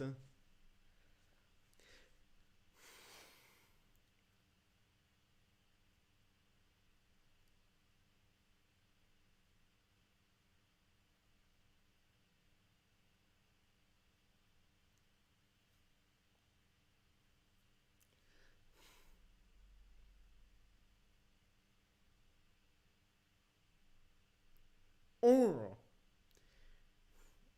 All right, I guess Luke is a challenge for Vader. I don't know about you guys, but if I were Luke Skywalker, if I kicked Vader off over a cliff, I wouldn't try to go after it. Or maybe Luke's trying to find his way out, but I would just think, yeah, I'm just gonna go my way now. I'm gonna try to ignore Vader and just get out of this city.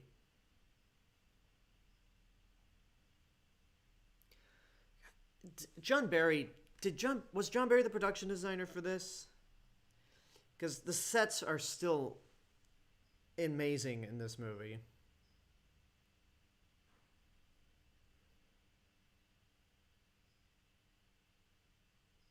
I'll just go to IMDb.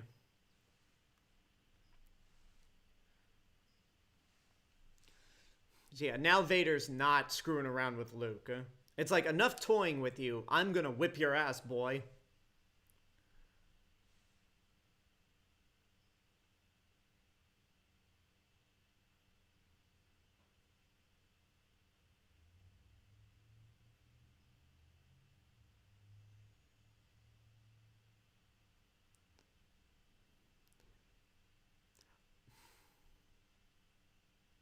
Why is their air getting sucked out?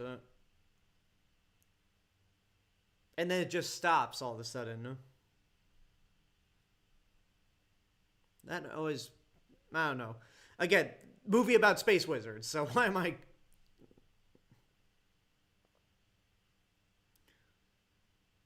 Okay, who was the production designer? Norman Reynolds. Okay. I mean, I guess I could have waited till the credits to see the name.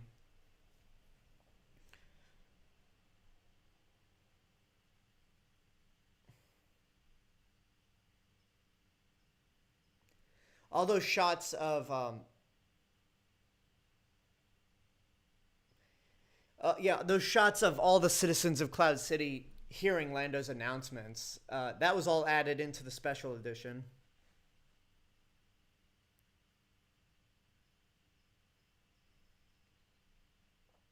Okay, where's the dude with the ice cream maker?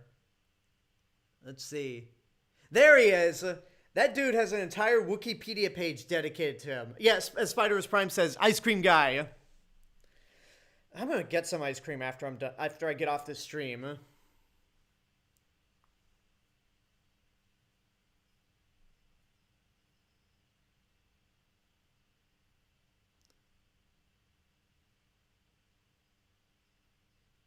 It's like, will you quit insulting me, 3PO?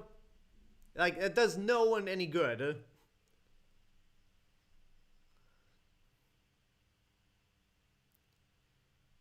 Just, despite the fact that you called me stupid.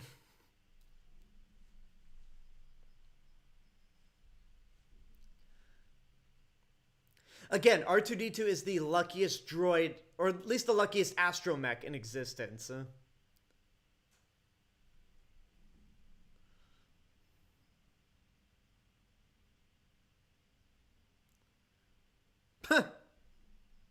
Ow. Yeah, there's some goofy comedy here with C-3PO getting dismantled.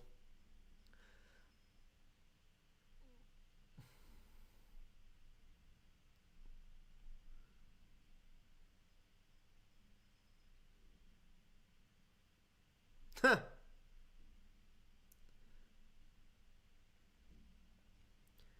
Okay, so we're coming up to the big finale of the big climax, the big twist of Empire Strikes Back, which I think everyone and their mothers knows. Oh, it looks like something is... Looks like something is going wrong with the YouTube stream. Like, surprise!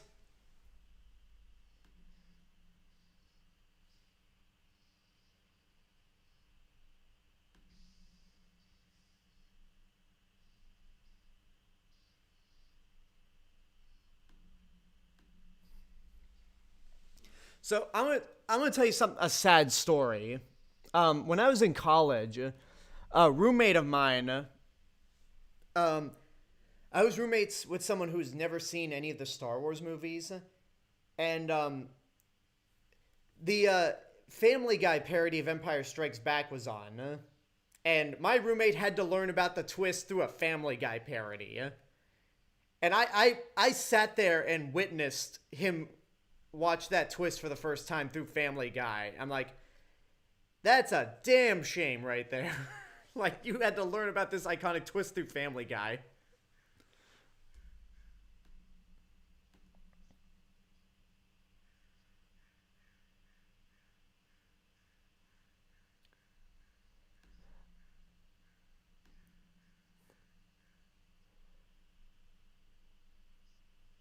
Okay, yeah, YouTube, again, seems fine on my end. Hopefully this will be better when we get to Return of the Jedi.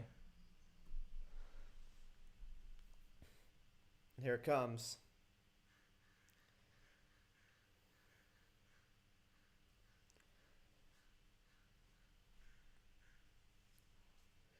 Oh. Like, really, that is... I love that. Like, is there a twist that's better than this in film history?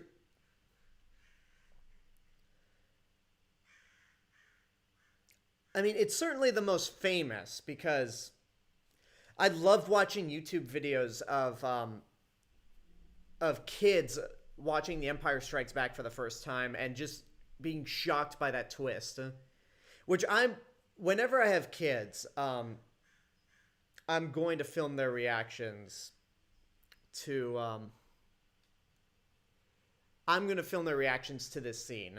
And yet Spiders Prime on Twitch says, see, he never says Luke in front of I am your father. Yeah, that's always been a misconception. And here it's just like, yeah, Luke has accepted his fate. It's like, my father's the most evil person in the galaxy. There's no point in living anymore. Although he got lucky by falling into that tube and not getting hurt. Like, he fell perfectly into it as if it was a slide. Whoop! And now he's fallen down another hole. So I assume Bespin is just a gas planet like Jupiter, where there's no solid surface at all.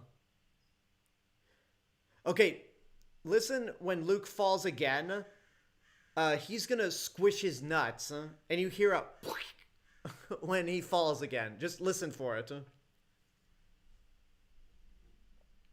Like, it happens soon after the door closes, and he falls again. Okay, keep your ears open for that splat noise when Luke crushes his nuts.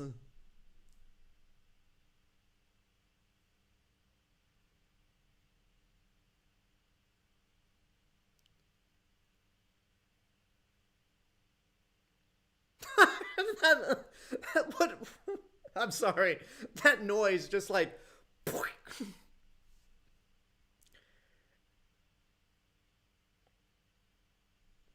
So, okay, here's a common... it's commonly known that Leia was not originally going to be Luke's sister, according to Gary Kurtz. But once he left, because he left before Return of the Jedi went into production, so Lucas had more control than he did for Empire Strikes Back. I think that little hint that little thing right there where Leia knew where Luke was through the Force, I think that's a good hint that, yeah, she and Luke can be related.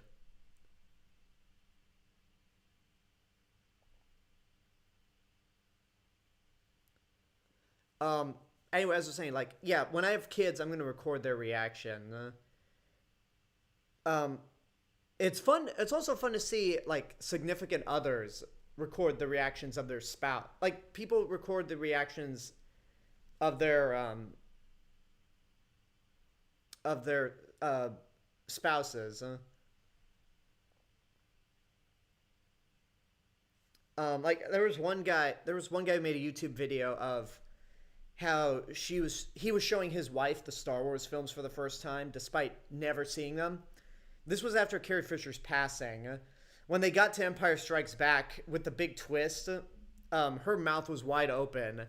And before the twist happens, he pauses the video and says, "Oh, by the way, her mouth is usually not this wide open when watching movies." So let's continue. I just hope whoever I marry, I hope they're as much of a Star Wars fan as I am, because, I mean, what, like, I would never marry someone who's not a nerd, or even go out with somebody, because there'd be nothing to talk about. All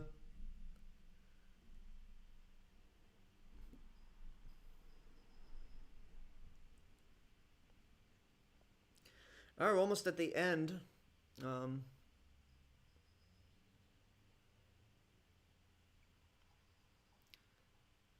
Yeah, that shot of the shuttle entering the Death Star, I mean Star Destroyer's hangar, that CGI, and that clearly was done with more updated effects. So it was added. I think it was added for the DVD. Yeah? And this shot of Vader walking down is from Return of the Jedi. Yeah? Like, I don't know why those shots were put in there, because it breaks the flow of this chase where the TIE fighters are chasing the Falcon out of Bespin.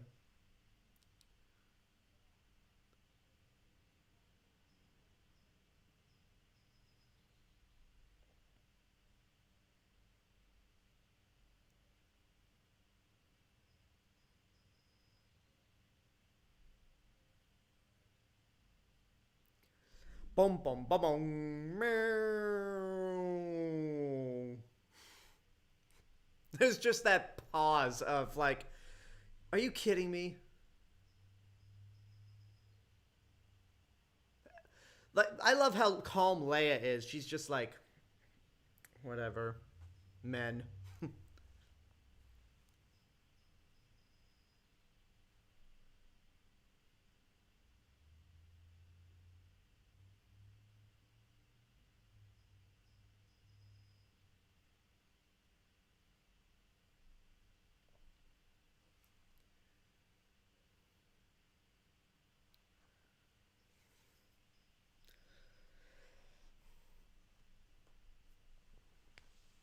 All right, I didn't drink any water during the stream. Hang on.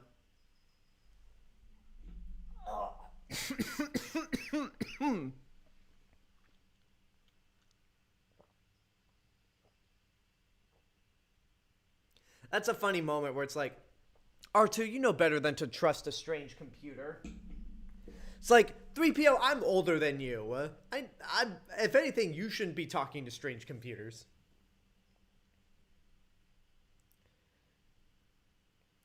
But I did, Luke, from a certain point of view. That sounded more like a beetle than Obi-Wan Kenobi. Razorbike says, God, the Falcon just can't seem to catch a break, can it? Yeah. So there's so few people watching, I don't think it's worth doing a Twitch raid. We'll do it some other time.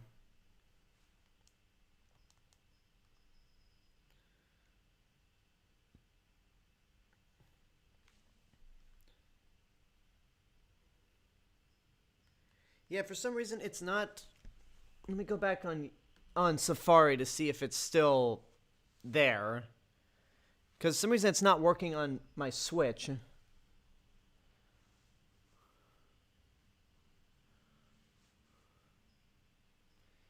3PO is just holding his leg.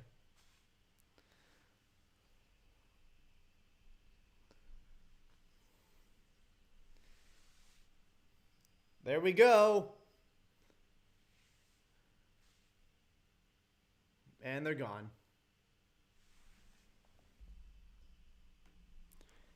Like, there's not even no anger, like no freaking out, just disappointment.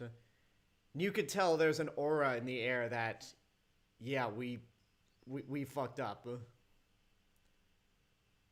And Vader just walks away disappointed. Like, he doesn't even take his anger out on any of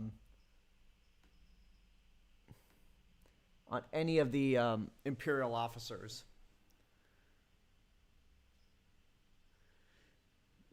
Jack Nick 09 asks, have you ever watched Ed's World? No, I don't even know what that is.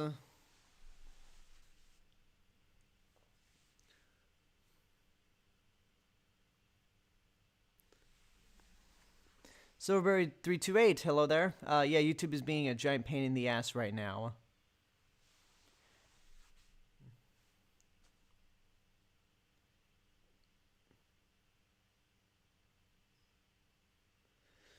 That shirt looks okay. Han's wearing Leia. God damn it, Lando is wearing Han's clothes, but that shirt looks more pink than white. Ow, ow. Like, okay, you know it works. Yeah, technology's come a long way since because Anakin didn't get any prosthetic skin.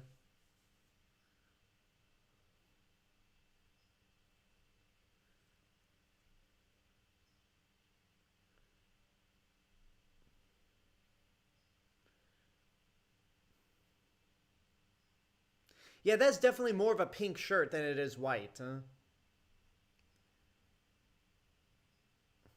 there goes the Falcon.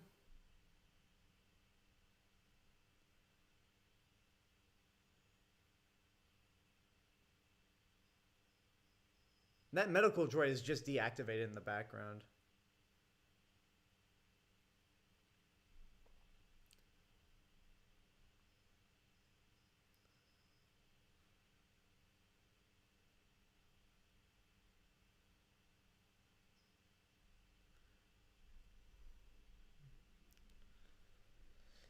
There you go. Irvin Kershner directed Empire Strikes Back, the greatest sequel ever made, and still the best Star Wars film ever made. Lee Brackett and Lawrence Kasdan wrote the screenplay, and the story was by George Lucas. Yeah,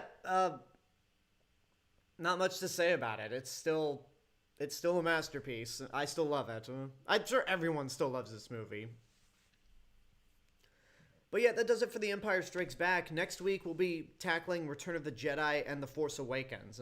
I don't know when, but it's going to be whenever my days off are. Like, whenever I get my days off, I will tell you guys when I will be doing Return of the Jedi and The Force Awakens. Irvin Kershner did RoboCop 2? Oh, wow. I mean, okay, I haven't seen RoboCop 2, but one of my friends declares it the worst movie ever. Or his least favorite movie ever until he saw Batman vs. Superman. But whatever. So yeah, I'll keep you guys updated on when we'll do the Return of the Jedi watch party. What days I'll be doing that and The Force Awakens. Let me check Twitch, because there are 4 people watching. Just want to see how many people.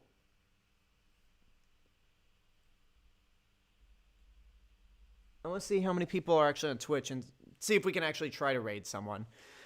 While I'm doing that research, I want to tell you guys, if you are watching this on YouTube, I don't know how many people are now, if YouTube's been acting up.